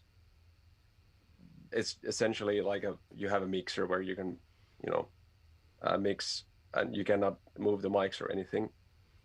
But those are captures made by Nolly, who is a really close friend, and his captures are really good as well. It's a different concept, but I was also working on that project earlier, and back in those days, I'm not sure if this is confidential information, but we were planning on releasing the Miko plugin through their company, but then it didn't work out, so I did it on my own then. And that ties in well to our parting question from Andrew, the co-conspirator from Team Doppler here. Do you think that the IR trend will maintain, continue to grow, fade away? I have a feeling I know what you're going to say, but I'm curious to know. I would say that if you think about the current generation of guitar players, there are more guitar players using IRs than miking up real cabinets. If you think about it that way, like most people, like I'm 33. It's rare to find someone my age who does a lot of that, but that still happens. But I'm not the young gun anymore. Like there are these 22, 25-year-old guys, and when they started playing, they already had the fractal and the helix and everything, and they're getting these awesome sounds with those modelers. I feel like that's gonna become the norm. That's just that's that's just way more convenient. Stages need to be quiet. You cannot get that sound if you don't have something like a post-phase inverter like I have on my JCM. Um, it's just, I would say that's the way it's gonna go. Awesome. Well, Miko, we managed to go 2 hours, and it's been awesome. I'm going to give these guys some ear training because I promised them I would. And I really appreciate your time, your expertise, the amps, and I look forward to connecting over the next couple of days and kind of, figuring out what the next one of these is going to be like. But this is really Sure, cool. I'll be sure to let you check a bunch of stuff out. Like, I'm not sure this is good to say publicly, but I told you this yesterday, so I can say it now.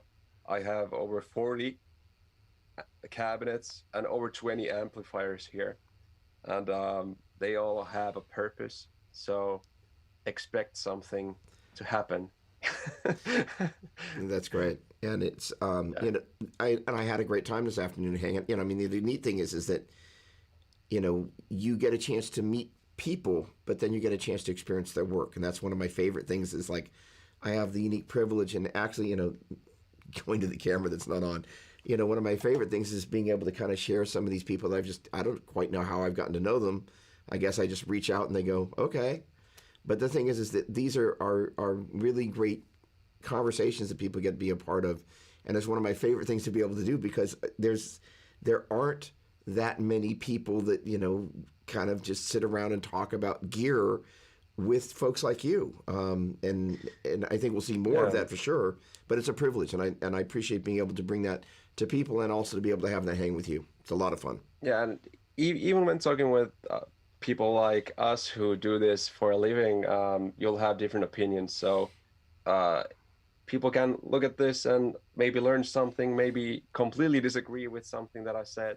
But ultimately, what it comes down to is what matters the most in your signal chain. And that's essentially what we've been talking about today. Is it the guitar? Is it the amp? Is it the cab? Is it the mic up? Is it the performance? Is it the pick? We kind of covered everything. Um, I know I've been pretty clear about it.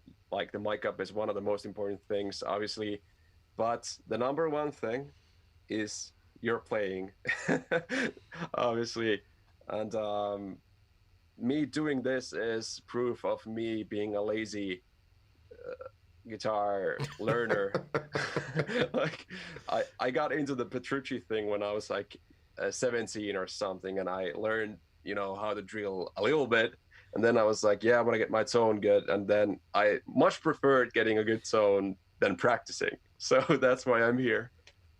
Well, it's a nice blend, and it's so funny how big an influence the Petrucci form has had, and Oh yes, you know, and like I can honestly say that so much of guitar tone, what I've learned is from John Petrucci and going through his guitar stems, like his tone is just you can that's something everyone should study a little bit to understand what is a good guitar tone. Like I've been talking about balance, sweet top end, having the palm mute thing down. Like he copied it from Metallica, but did it better, in my opinion. And everyone should kind of learn that. Go listen to some Petrucci guitar riffs.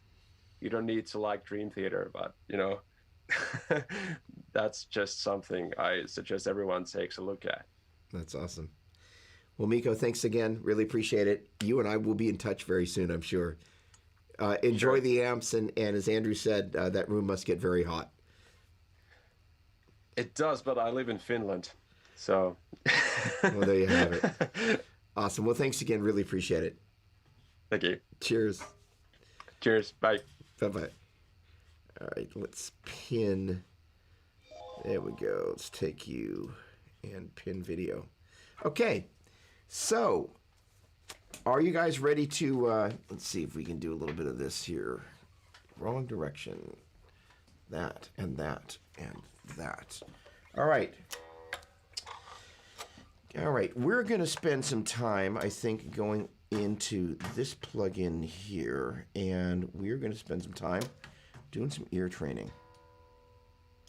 I should bring us up over there.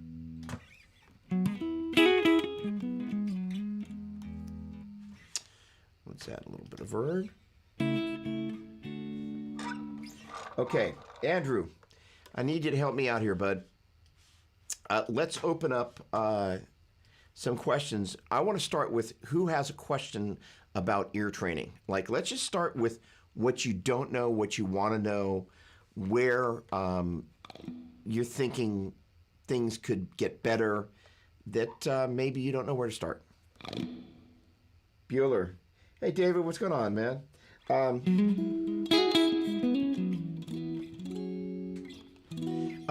The ACAM died, and I don't know why it did. But let me see. Wait, hang on a second. Let me see if it'll pull up from here. Give me a moment here.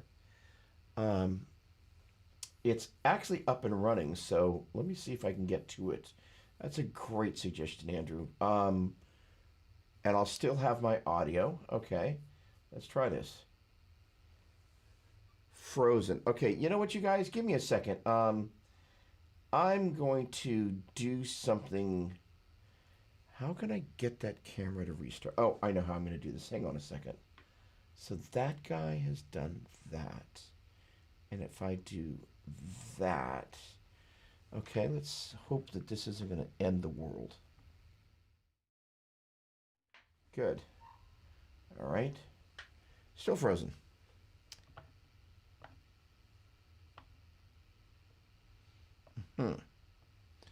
All right, let's see if I can't do something else here. Seriously? Why? All right, I got another idea. No, it's downstream. So this is OBS just being... okay, hang on a second, guys. Let me head you over. Take a look at that good stuff while... Oh, I can't do that while I'm adjusting this. Son of a poop. Hang on a second, guys. All right, let's try this. And do this. There we go. All right, that jump started it.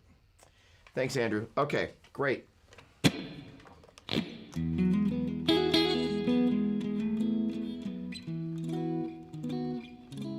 Interval recognition. I love it. Come on. Let's bring it on. All right, so what's a good beginning, intermediate, interval exercise? Oh, we're in my sweet spot. All right, here we go. All right, so let's take a moment and talk about the why behind this before we jump into the exercises here. First of all, being able to recognize the sound of an interval.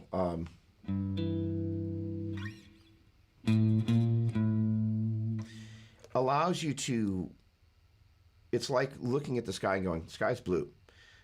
You know,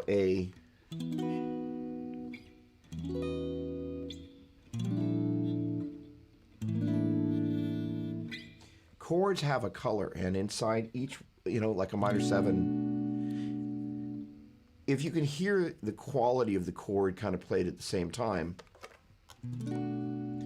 you'll recognize not only that that is a minor 7 chord, of which there are numbers of different voicings that we can use, but after a while you begin to go, that's that minor 7 voiced 1, flat 7, flat 3, 5.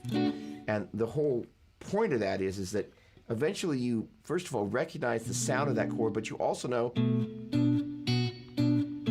that when you hear that, you're hearing, and it's that stuff happening simultaneously.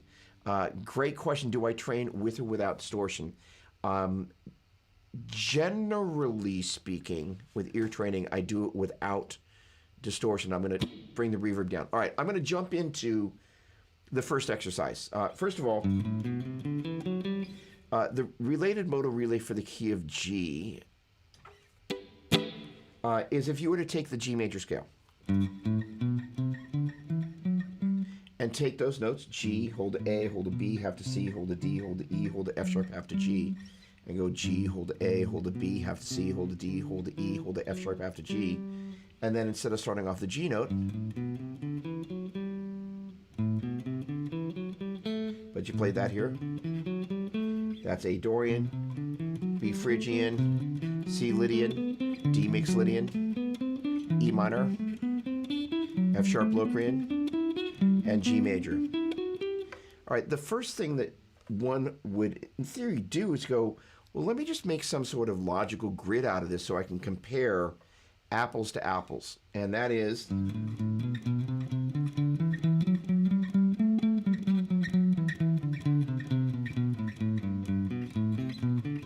so what I'm doing here is I'm climbing up and down the neck, playing each of the modes, interval by interval. Reminds me of the Three Stooges, inch by inch. And so literally I'm playing the seconds.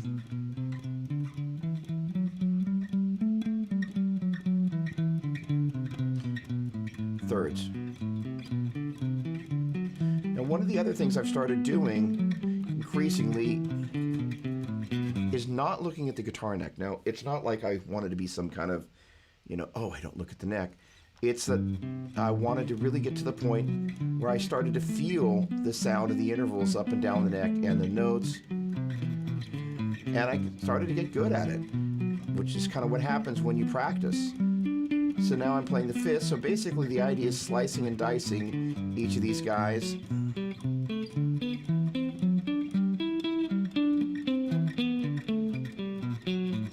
Sevenths.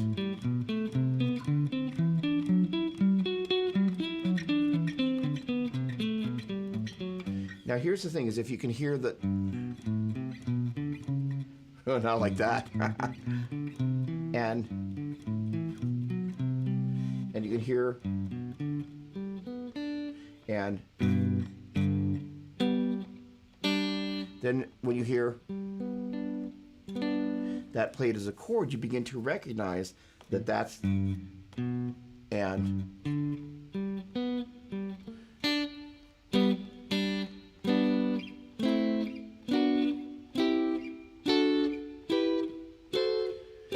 yes, you can recognize that it's major, minor, minor, major, major, minor, diminished, major, but at the same time, if you understand kind of at the elemental level that you've got these thirds going major, minor, minor, major, major, minor, minor, major, and perfect fifth, perfect fifth, perfect fifth, perfect fifth, perfect fifth, perfect fifth, diminished fifth, and perfect fifth, and how those get stacked together to become major, minor, minor, major, major, minor, diminished, major. This whole little business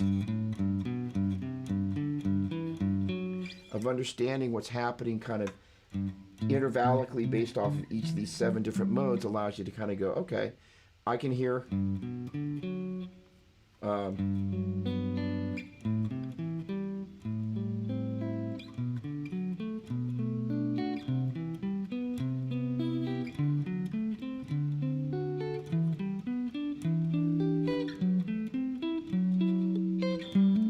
that's right. Was thinking I was playing without thinking. How about that?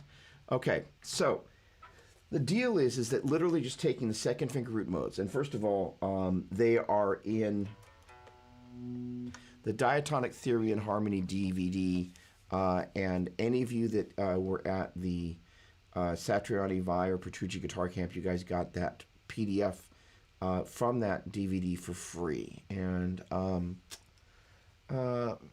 let me think if I can find a link for you guys here. Yes. Andrew, can you do me a favor? Share this link out to everybody on the different places. HTTP.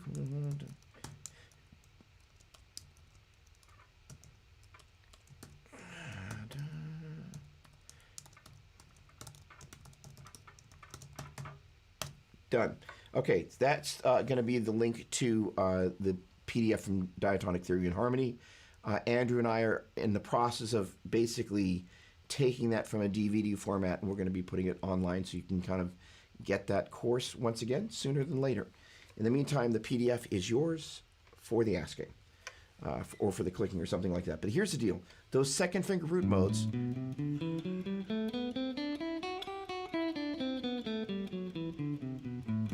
are super important because as you get into the second octave, 1, 2, 3, 4, 5, 6, 7, 1, 2, 3, 4, 5, the 5 in the second octave there, if you look at your bar chords, your 7 chords, your 6 chords, there are so many chords that have that 5 in the second octave, unlike the 3-note per string modes. Those chords and those scales overlap, and that's why they're so important. You're going to see them in videology, and again, that connection between the chords and scales is just there. Not only that, if you take a look at this, if I were to take the G major scale, and I can think about it as 1, 2, 3, 4, 5, 6, 7, 1, 2, 3, 4, 5, 6, 7, 1, 7, 6, 5, 4, 3, 2, 1, 7, 6, 5, 4, 3, 2, 1, 1, 3, 5, 1, 3, 5, 1, 5, 3, 1, 5, 3, 1. And if I can hear this 1, 3, 5, and this 1, 3, 5, then all of a sudden, I have that connection. I have the visual that it came out of the mode there. I have the sonic of where it came out, and then I have the tactile with the shape. And that's super important. Again, the visual part of this, there, the sonic, and then the tactile when you actually form that chord. That puts a point of connection between your ear and your fingertips. So on one level, basically, I'm combining intervals together to make chords, or I should say, chords are the combination of intervals. But then, beginning to hear.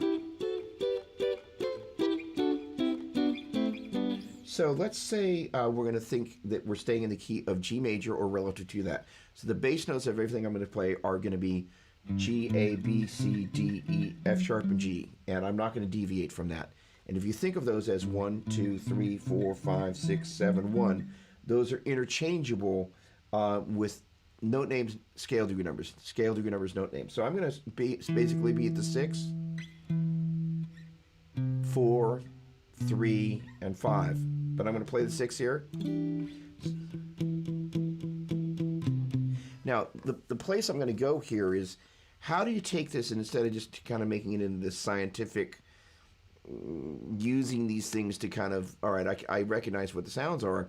How do I take it and make it into making music? And the idea is every great chord progression is about the bass note movement. So if you begin to kind of go, I like the sound of 6, 4, 3, 5, out of.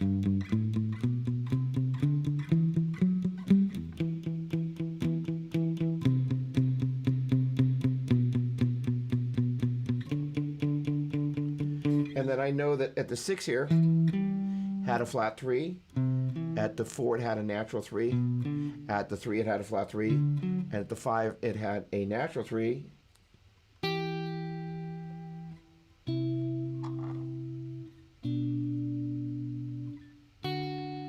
And I'm going to pull up a drum machine here.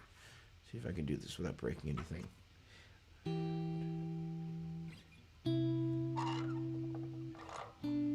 That is a noisy bar there. All right, let's get the tempo slowed down.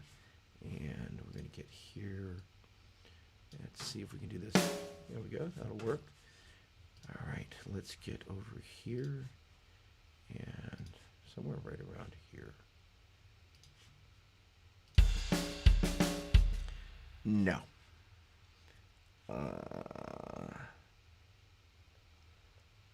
That was not what we were looking for. Give me just a moment. Oh, okay. Let's try this. Here we go. That'll work.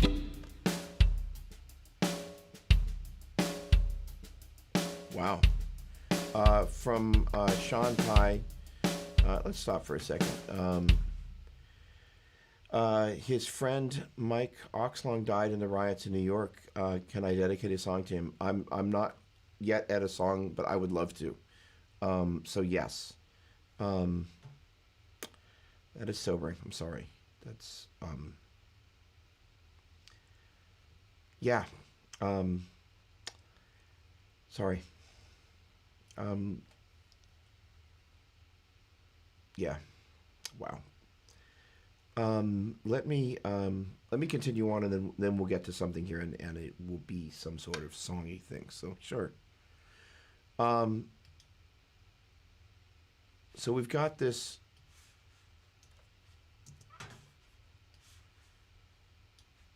groove that we've got going here.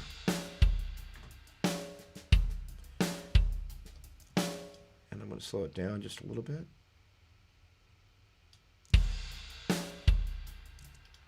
Let's go there.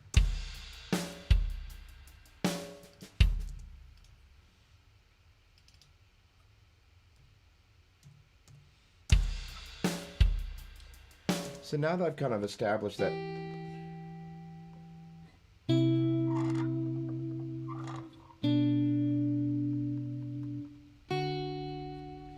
I've just outlined the thirds there, right? But what if I kind of go, okay, well, a minute ago we talked about playing the 3 and the 5. So what if we took the 3 and the 5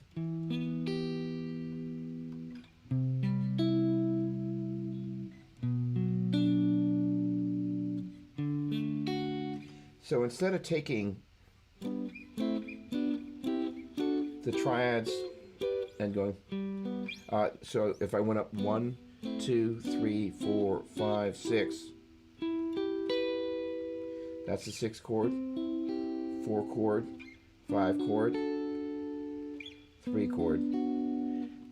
That could work if somebody's kind of hitting the bass notes, but if you're needing to kind of cover more ground than that.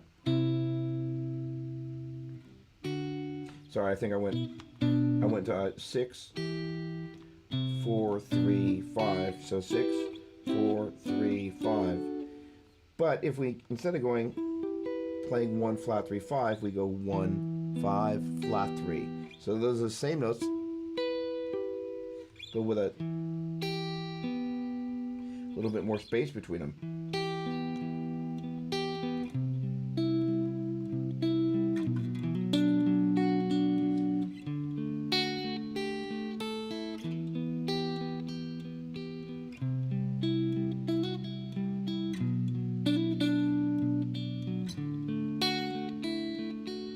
And now what I'm doing is just taking those.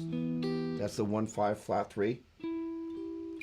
So instead of going, that's that same chord, but with a little bit more space between the notes. And now we're going to add some drums in.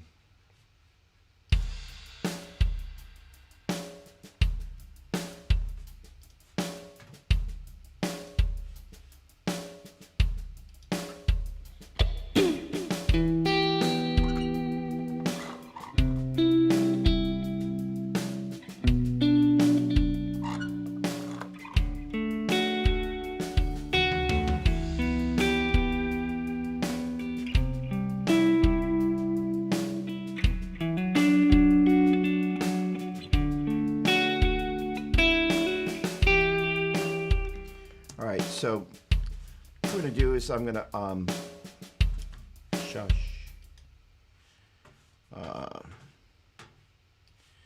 So this is going to go out for Sean, for your buddy Mike Oxlong. I'm just going to kind of add a melody against the chords, and this is the kind of the thing.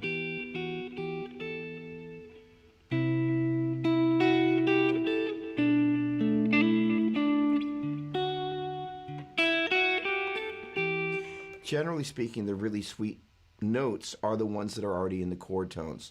And what you're doing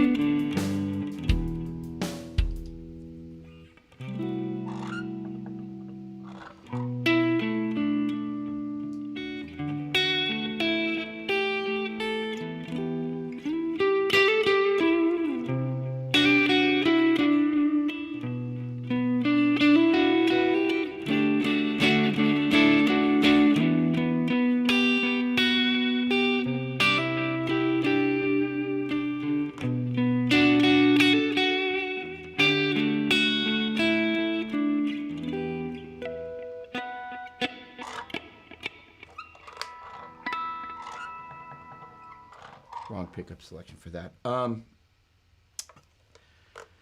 That was for Mike. That's really sad. So what I was trying to do there,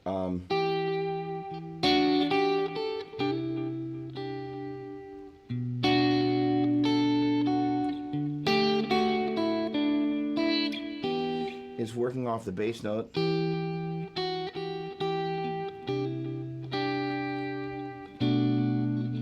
adding notes of the triads around there and moving around to kind of create some melodic structure around that. All right. So sorry, Sean. Nitin, hi, how are you? How do you learn to quantitatively discern the same intervals in different octaves? That's a great question.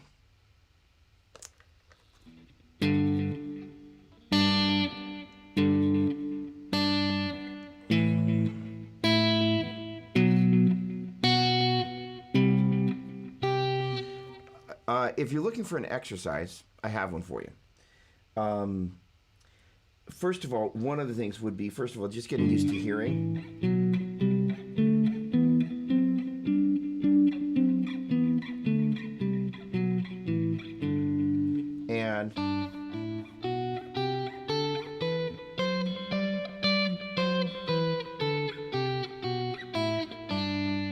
And then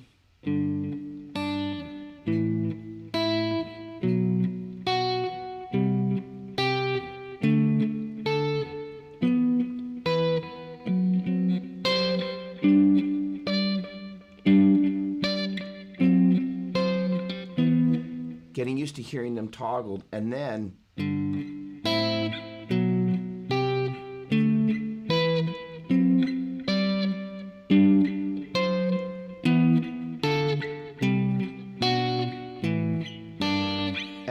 mixing them up.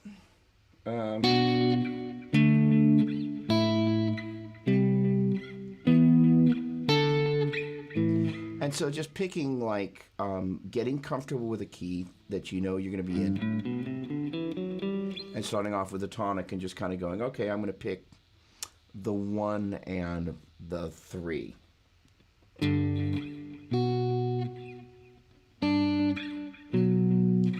And just playing it over and over.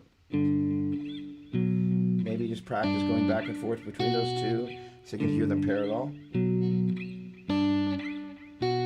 And then mixing and matching them, and then kind of just hanging out. And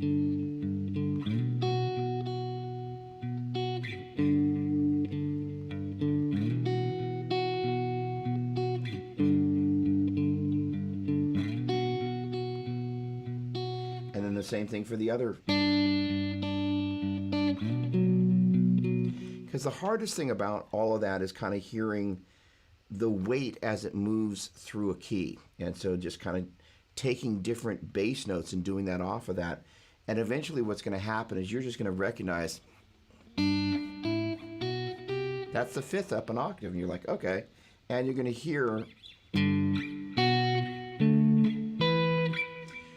that 5th displaced across different places. And you go, I know what that is. I know what that is. I know what that is. And it's actually kind of a cool approach for that. I gotta steal that. Luis Olvera, are there any hi Luis, by the way, are there any great ear training for guitarists software programs online worth buying? Not yet. So Andrew and I are working on a series of offerings so people can kind of dig in and have some course curriculum around this. And here's the deal. Let me back up a step. And one of the big things is, hey Jerry, what's going on? Eric, hi. So the deal is, all this classical ear training comes from piano. And so if you've ever taken an ear training class at school, studied online, it almost is always about kind of having to understand what's happening at the guitar on sheet music. The thing about the guitar is that kind of as I was kind of, especially as I was purposely taking these intervals mapped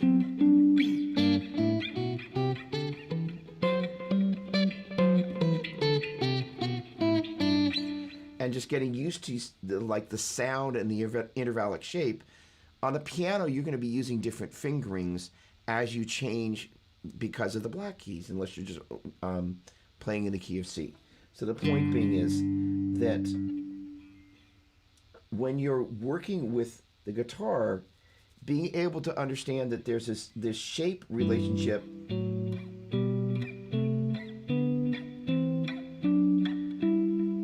that if you can recognize, so I'm going to do that 6 4 3 5. At the heart of a great progression is a great bass note movement. So now instead of doing I was doing this kind of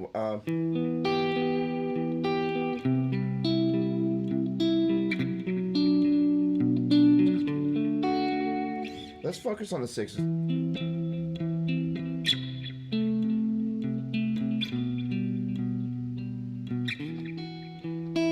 Sorry.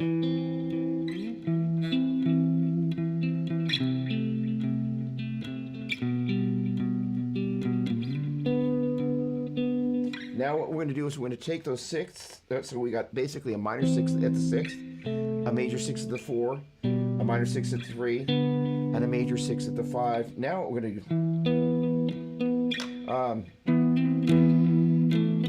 we're going to go to it from a power chord. We're going to add the 4 down below it.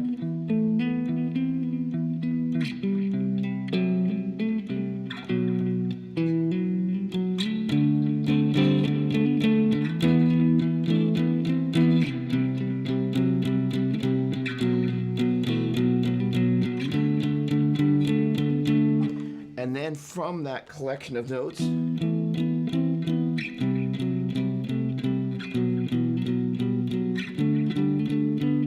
we have the range of things that we then can go, okay, well now that we know how to, and we know how to go, and we know how to go, now we can kind of mix and match it.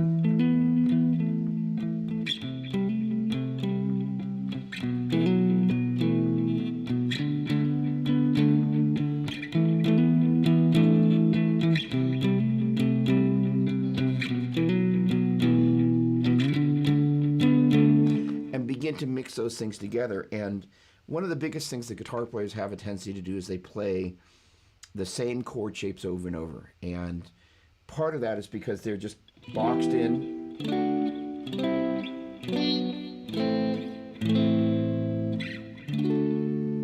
to the same shapes that they just know, and they just repeat them over and over as opposed to going, okay,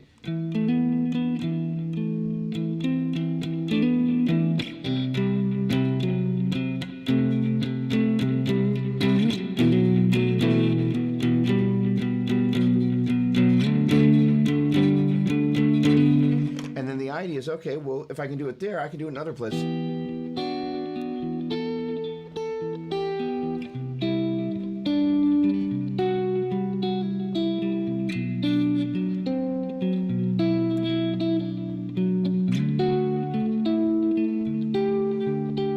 then you mix and match it.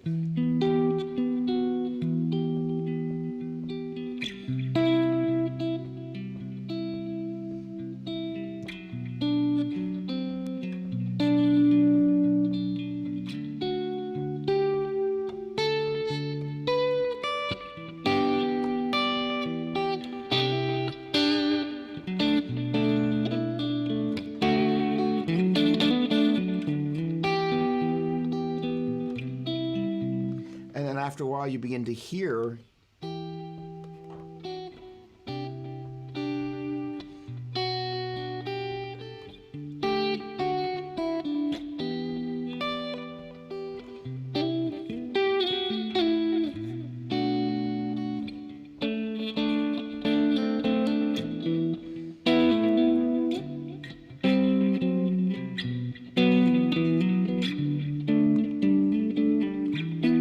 sometimes the simplest things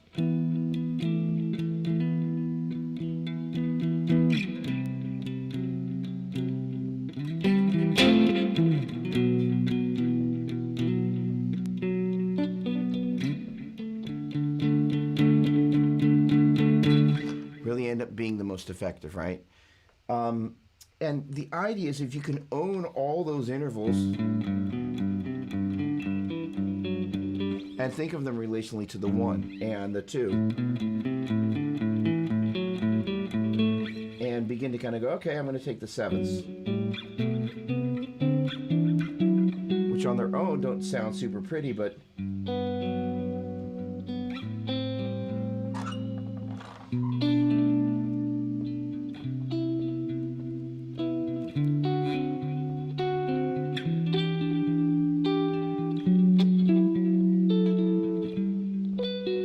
so again, we already knew about the 1 and the 3. We just took that 3. Nothing like you were talking about.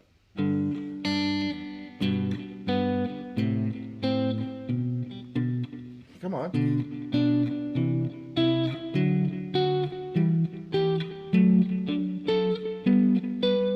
And what we're doing is just moving that 3 up to the next octave. And then we're taking the 7 and playing them together. It's also nice sometimes to go to hit the 1, 3, 7. It's not necessarily the prettiest interval in the world.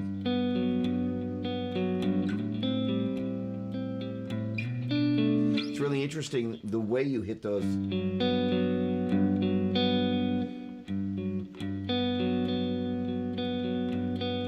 It's still the same 3 notes, but when I go to the 7 second as opposed to third, it sounds way different. So that's kind of the idea is, first of all, if you know what the intervals are, major second, major third, perfect fourth, perfect fifth, major sixth, major seventh, major second, minor third, perfect fourth, perfect fifth, major sixth, minor seventh, minor second, minor second, minor third, perfect fourth, perfect fifth, minor sixth, minor seventh. Then you can begin to recognize, okay, well, there's my perfect fourth, augmented fourth, perfect fifth, diminished / flat 5,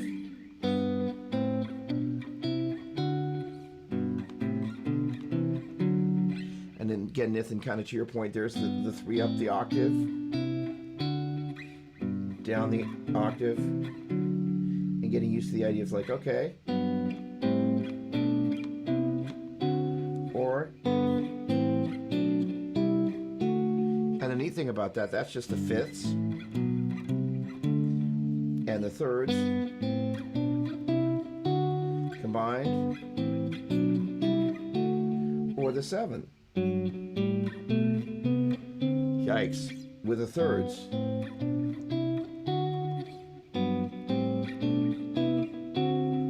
So I'm going to play the 1, 5, 3. Now the 1, 7, 3. So imagine you got a chord progression.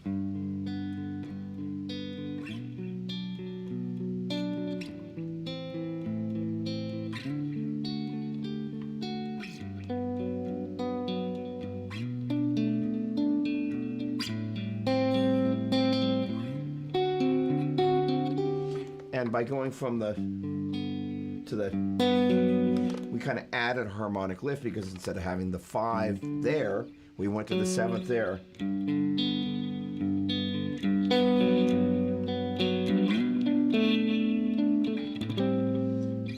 And that kind of use of intervals like that is a way that you can kind of paint outside of, if you will, the boxes, the chords that most guitar players paint themselves into. And that can be really kind of painful because, you know, I still have a tendency to repeat a lot of the same interval relationships, I should say, you know, scale degree number relationships as I'm playing bass. But then we begin to kind of go, okay, well, what are some of the ways that we can begin to pull other modes out? So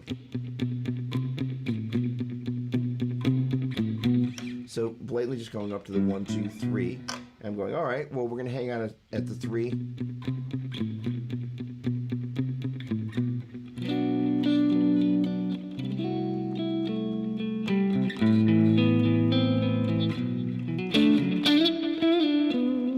So now what I'm doing is I'm taking those same 7 notes, but I'm hanging and focusing around the 3. I'm going to play a little bit longer on each bass note.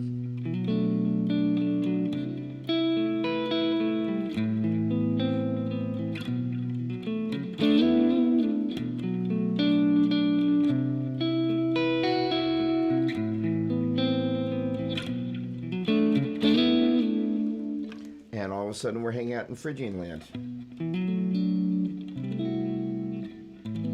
The neat thing is you begin to think of chords.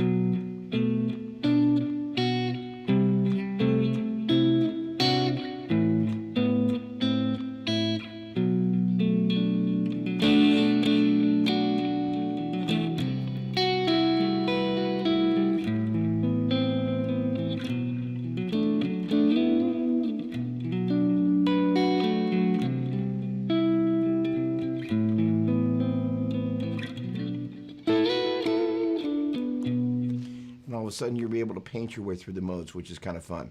And I think that really takes things to a different place with things. So, literally I just kind of went, all right, let me focus on the 3. And you can do that with any of these. And again, kind of the heart and soul of that, if you just begin to kind of go, let me paint some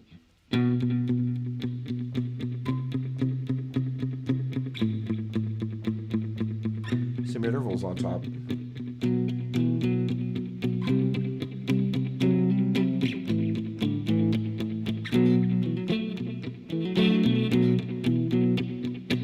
That's just 5, 4, 5, 5 sharp, 4, 5 for Lydian, 5, 4, 5 for Dorian. Let's see, hanging out at the 3 Phrygian.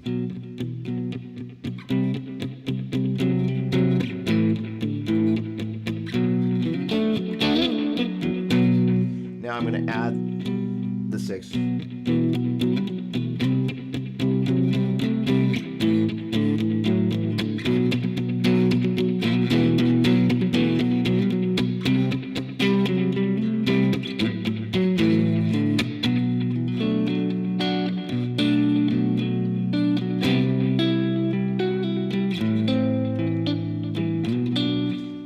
Didn't sound great, but it was worth a try. So I'm going 1 5 flat 3, 1 5 3, 1 5 flat 3, 1 5 flat 3, and I'm going to the 4.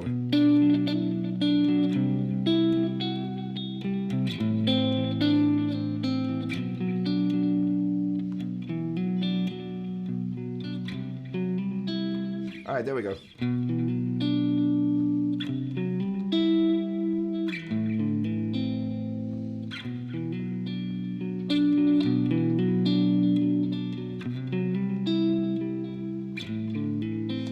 We learn with the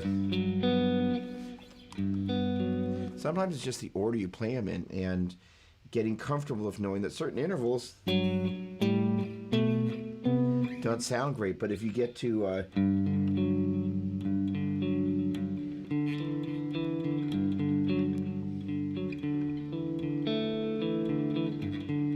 the interesting thing that I'm doing there, I've got the 1 and the 7. But by playing the 1, 2, 3, 4, 5 there and the 7 there, that's a major third. So that's actually a pretty sounding interval, even though that's ugly. And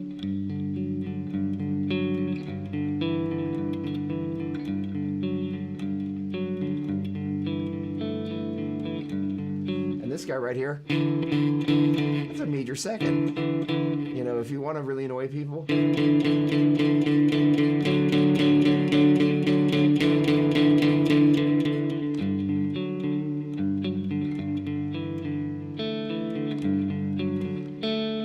that right there is basically the 2 an octave up.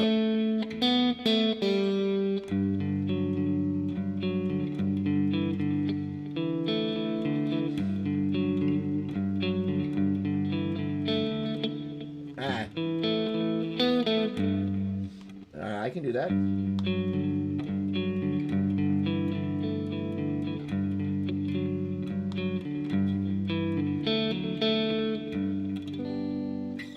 Kind of fun messing with that stuff. All right, let's see. Are there any more questions here? Come on. Come on, people. All right, let's take a look here. Andrew, you can see if you can... what's going on, Axe Slayer? How you doing there? All right, good. All right, did I lose anybody there? Does that all kind of make sense? It's just literally just taking the notes of the mode and learning to stack them together. And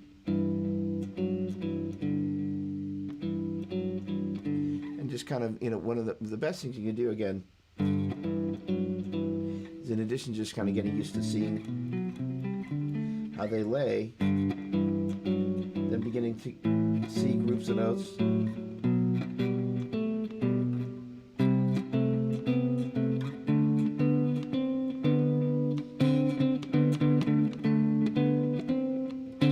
Losing my one there.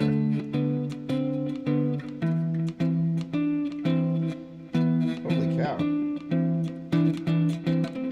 There we go.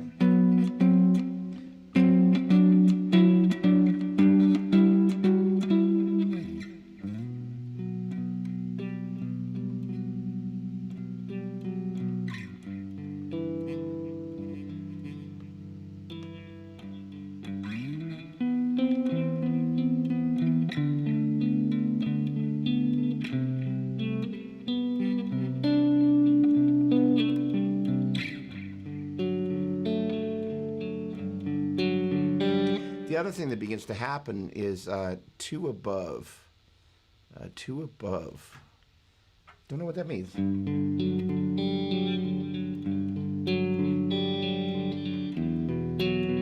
All right, I'm not purposely doing the police there, but the point being,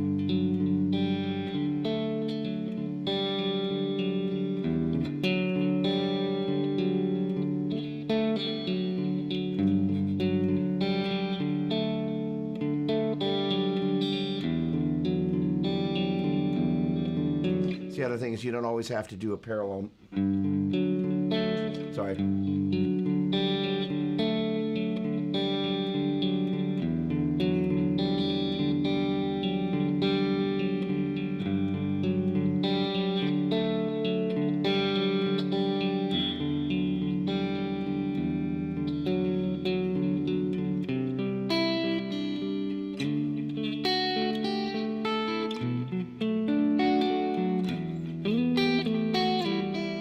Again, that's now taking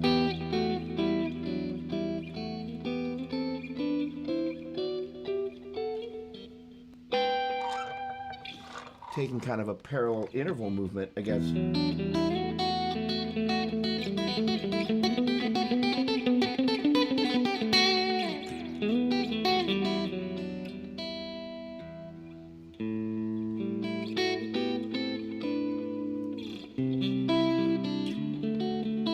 Kind of taking that same concept.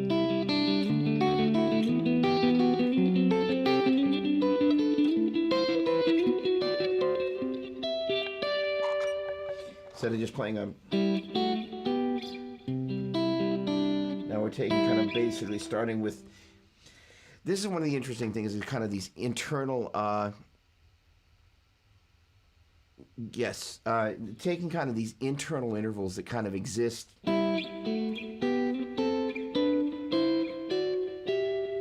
Really, we're playing the 1, 5, and the 3, but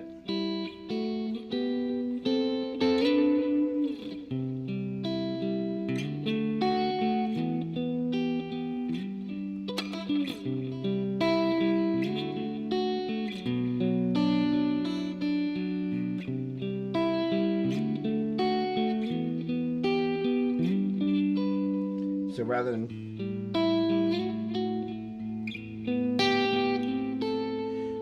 playing those 6 kind of against a common bass note,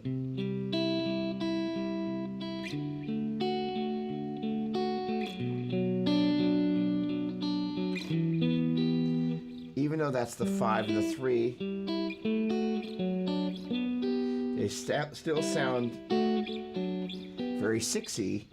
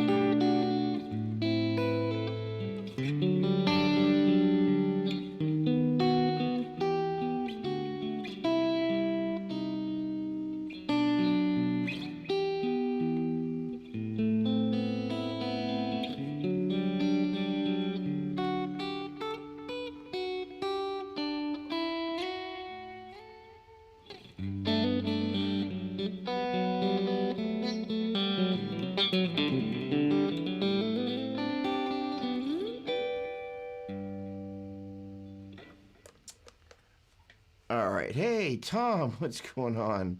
All right, let's see here.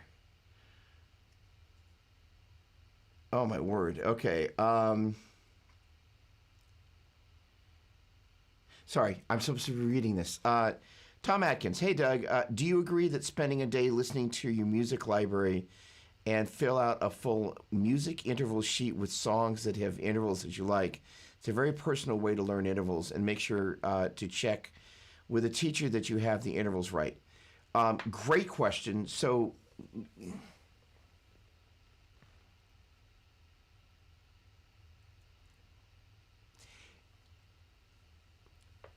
backing up a step, let me kill just a little bit of this stuff here. Give me a moment. You, a little bit less of you, a little bit less of you.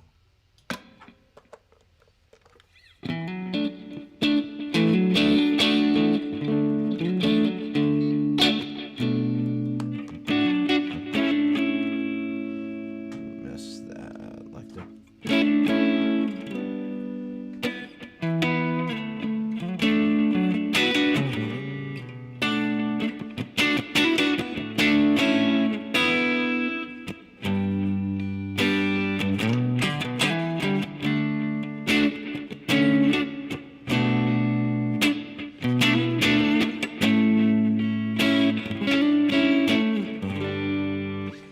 All about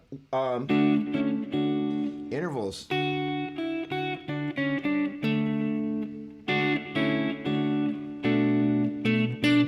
So to answer your question, my favorite intervals aren't just in melodies, and I think it's one of the biggest misconceptions that guitar players have about intervals. And I'm not calling you out for that. I'm just saying we think about intervals in.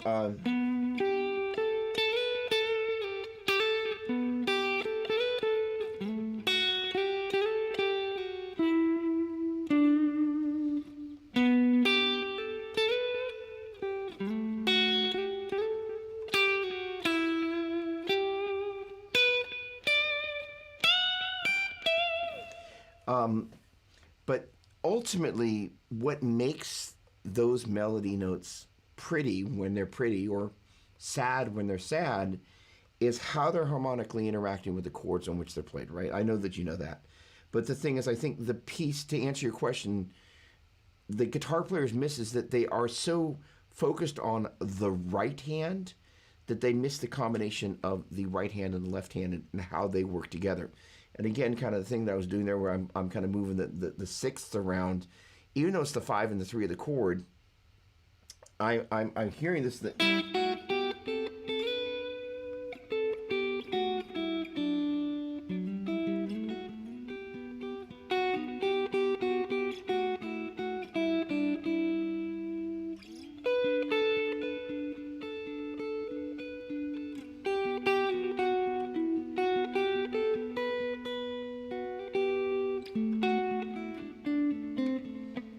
Come on.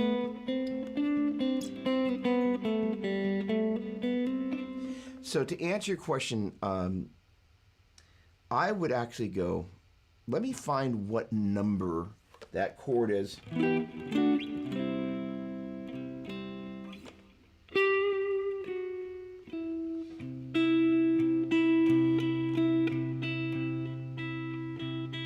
And spend some time hanging out with what was the sweet tone when it went to the 4 chord? You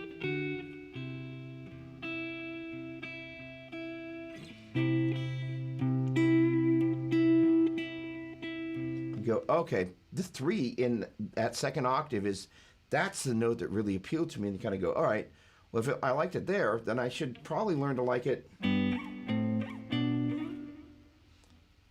We're on YouTube, can't do that. But you get the idea. Going,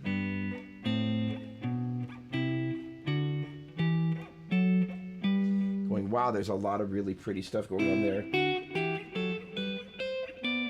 And again, taking your ideas like, hey, let's riff with that, right? And then be able to go, okay, let me cash that check all over town, and then begin to go, okay, well, if I like that, I'm about to play Journey, so I can't do that. But the point being is going, okay, where's the sweet note relationship to the bass note? All right, the one of the three, kind of like the moral of the story is you can't kind of go wrong there. And so you're just moving those puppies around. So to then go, okay, well then I should spend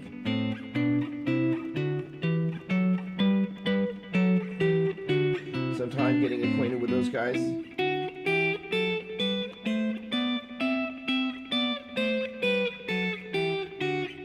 Oh, 1 4 2 5 3 6 4 7 5 1 6 2 7 3 1 4 1 4 7.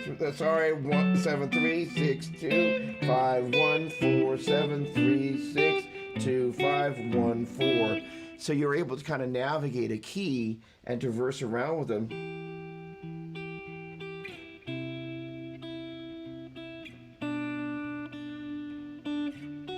Obviously, when you're playing them parallel like that, they don't sound very melody-like, but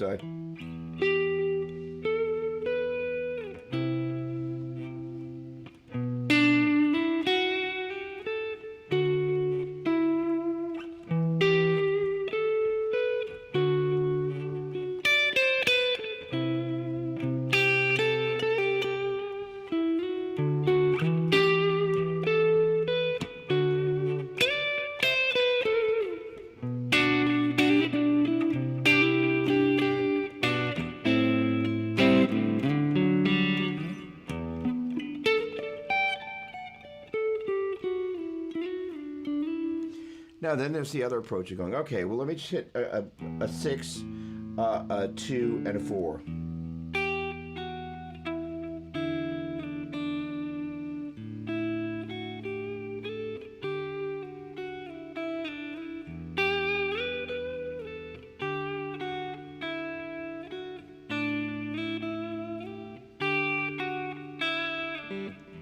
So the interesting thing that's going to happen there is I'm now broken myself from, all right, I'm following these movements, kind of like I'm forcing myself not to do that. And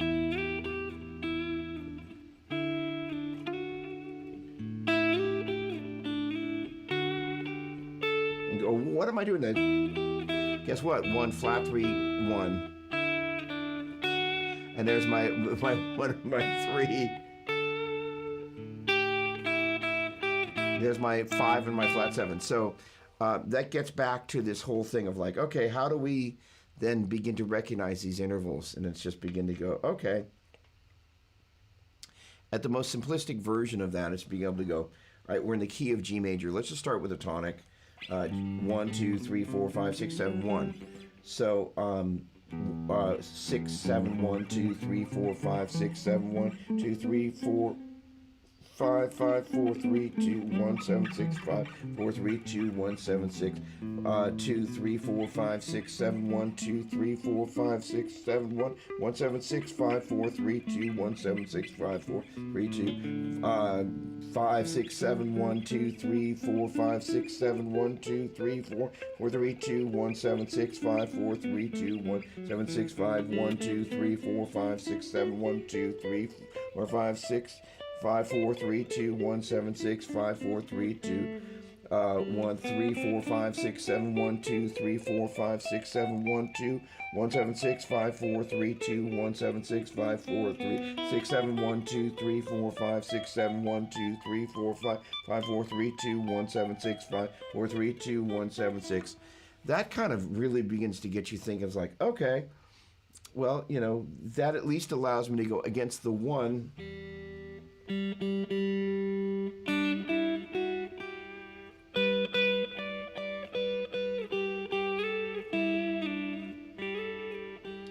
One, it's getting you used to thinking intervallically, right? 1, 2, 3, 4, 5, 6, 7, 1.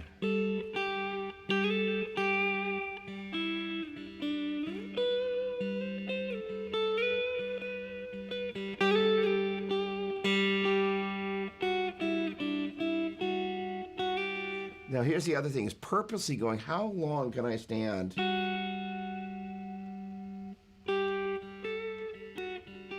Once you understand the weight of a resolution note, well, what about the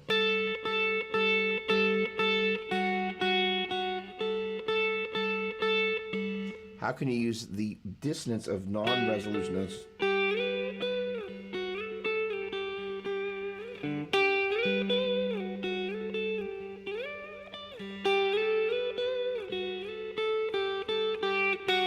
I'm still playing just as dissonant a diabed, but what I'm doing is I'm setting it up in such a way. I'm not really spending that much more time at the 1 and the 3 there, that is to say the G and the B, than I am at the 7 and the 2. But what I'm doing is I'm using the, if you will, the gravity of those resolution tones to create tension and release, which is kind of ultimately what intervals are all about anyway, right? So in that way, again, answering your question, Tom, because it's a great question, and yeah, do it. Here's the thing: anything that allows you to kind of go, this is what I like, but here's the downside of that. I think a lot of guitar players, and I'm constantly trying to do this, and I repeat myself all the time, but I'm always trying to go, how do I find my way? And I've been making this analogy with my students about the marching ants. So practical way would that become super dry experience? If I were to just, I'll get to you in a moment, Teddy. Thanks so much. If you kind of thought of those, if you will, of the marching ants, you know, kind of like when you see the dashes on a page going, if you thought of that as the marching ants, that outline,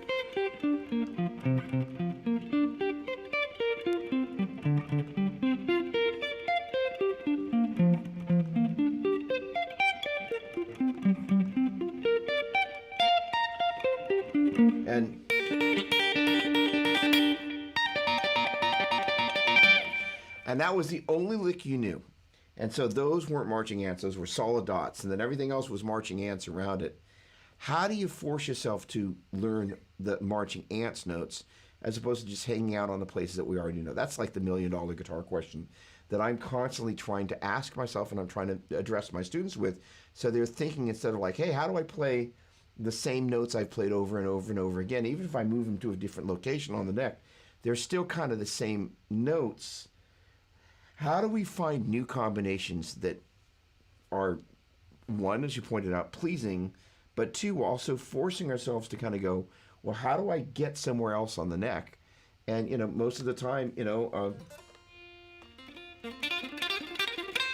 people don't want to take the pentatonic and just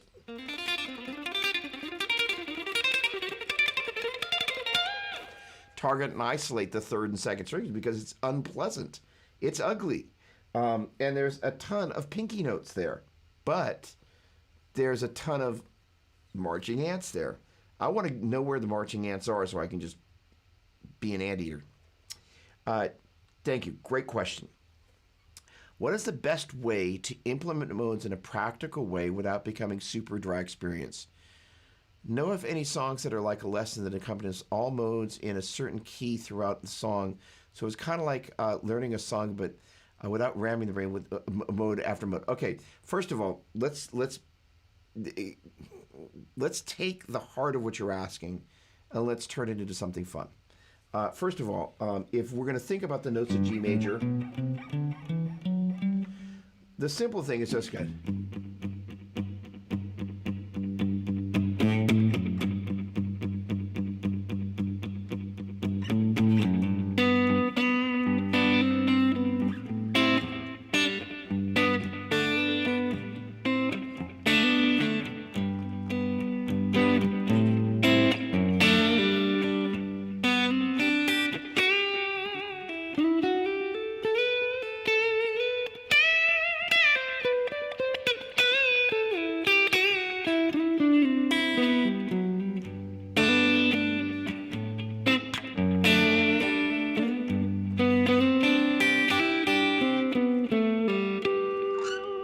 So that's just hanging out in G major, kind of going, all right, getting it on.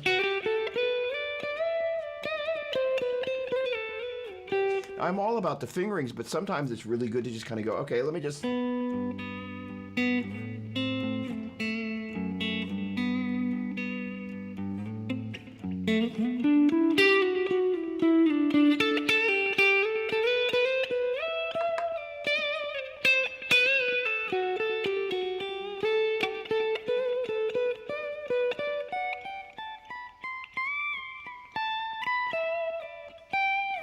And then...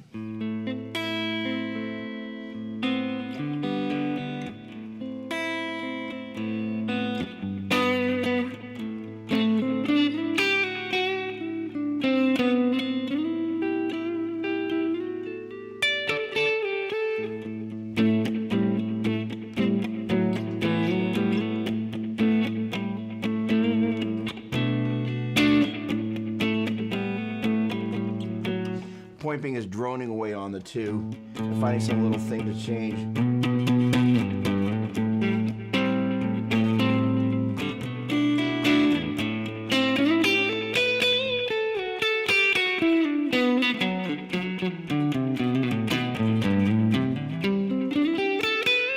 Three.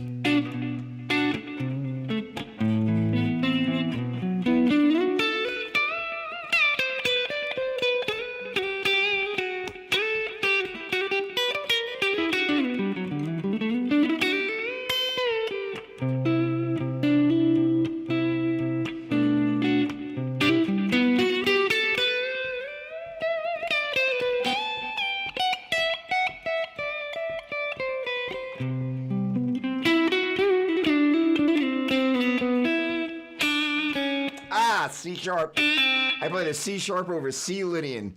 Ooh, going to Mo jail for that. All right. All right, so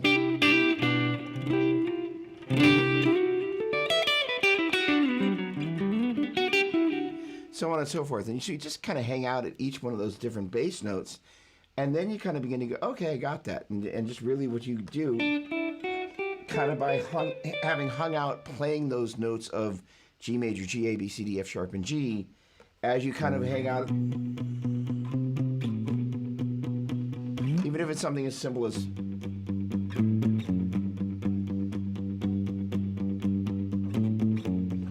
then just moving up that same pattern.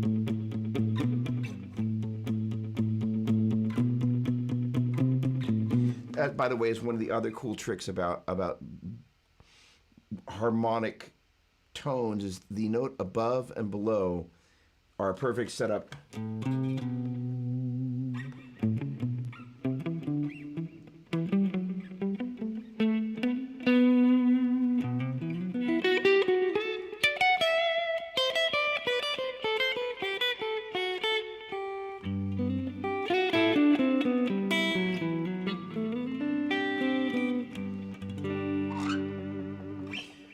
Okay. So Andrew is bidding us a fondue. Thank you so much for all your help. Teddy, I think that would be a great approach for just kind of hanging out with this stuff and having a holistic way to just do that without it feeling weird. The other thing is you can get some sort of a drum groove going. You know, we had this little guy over here. Easy Drummer is a great vehicle for that. Different tempos, different grooves. It's just a great solution for that. So, all right. I just want to thank everybody for hanging out. Let me just, really, holy cow, 3 hours and 18 minutes. You guys are awesome. So just want to thank everybody that was here hanging out. A lot of fun. If you have any further questions, go ahead and post them down below. And, I'll come back and revisit this stuff and leave some notes. So I just want to thank you so much for hanging out. Have a great night. Thank you so much. And I'll see you next week at 6 p.m. Pacific Daylight Time. Thanks so much. Cheers.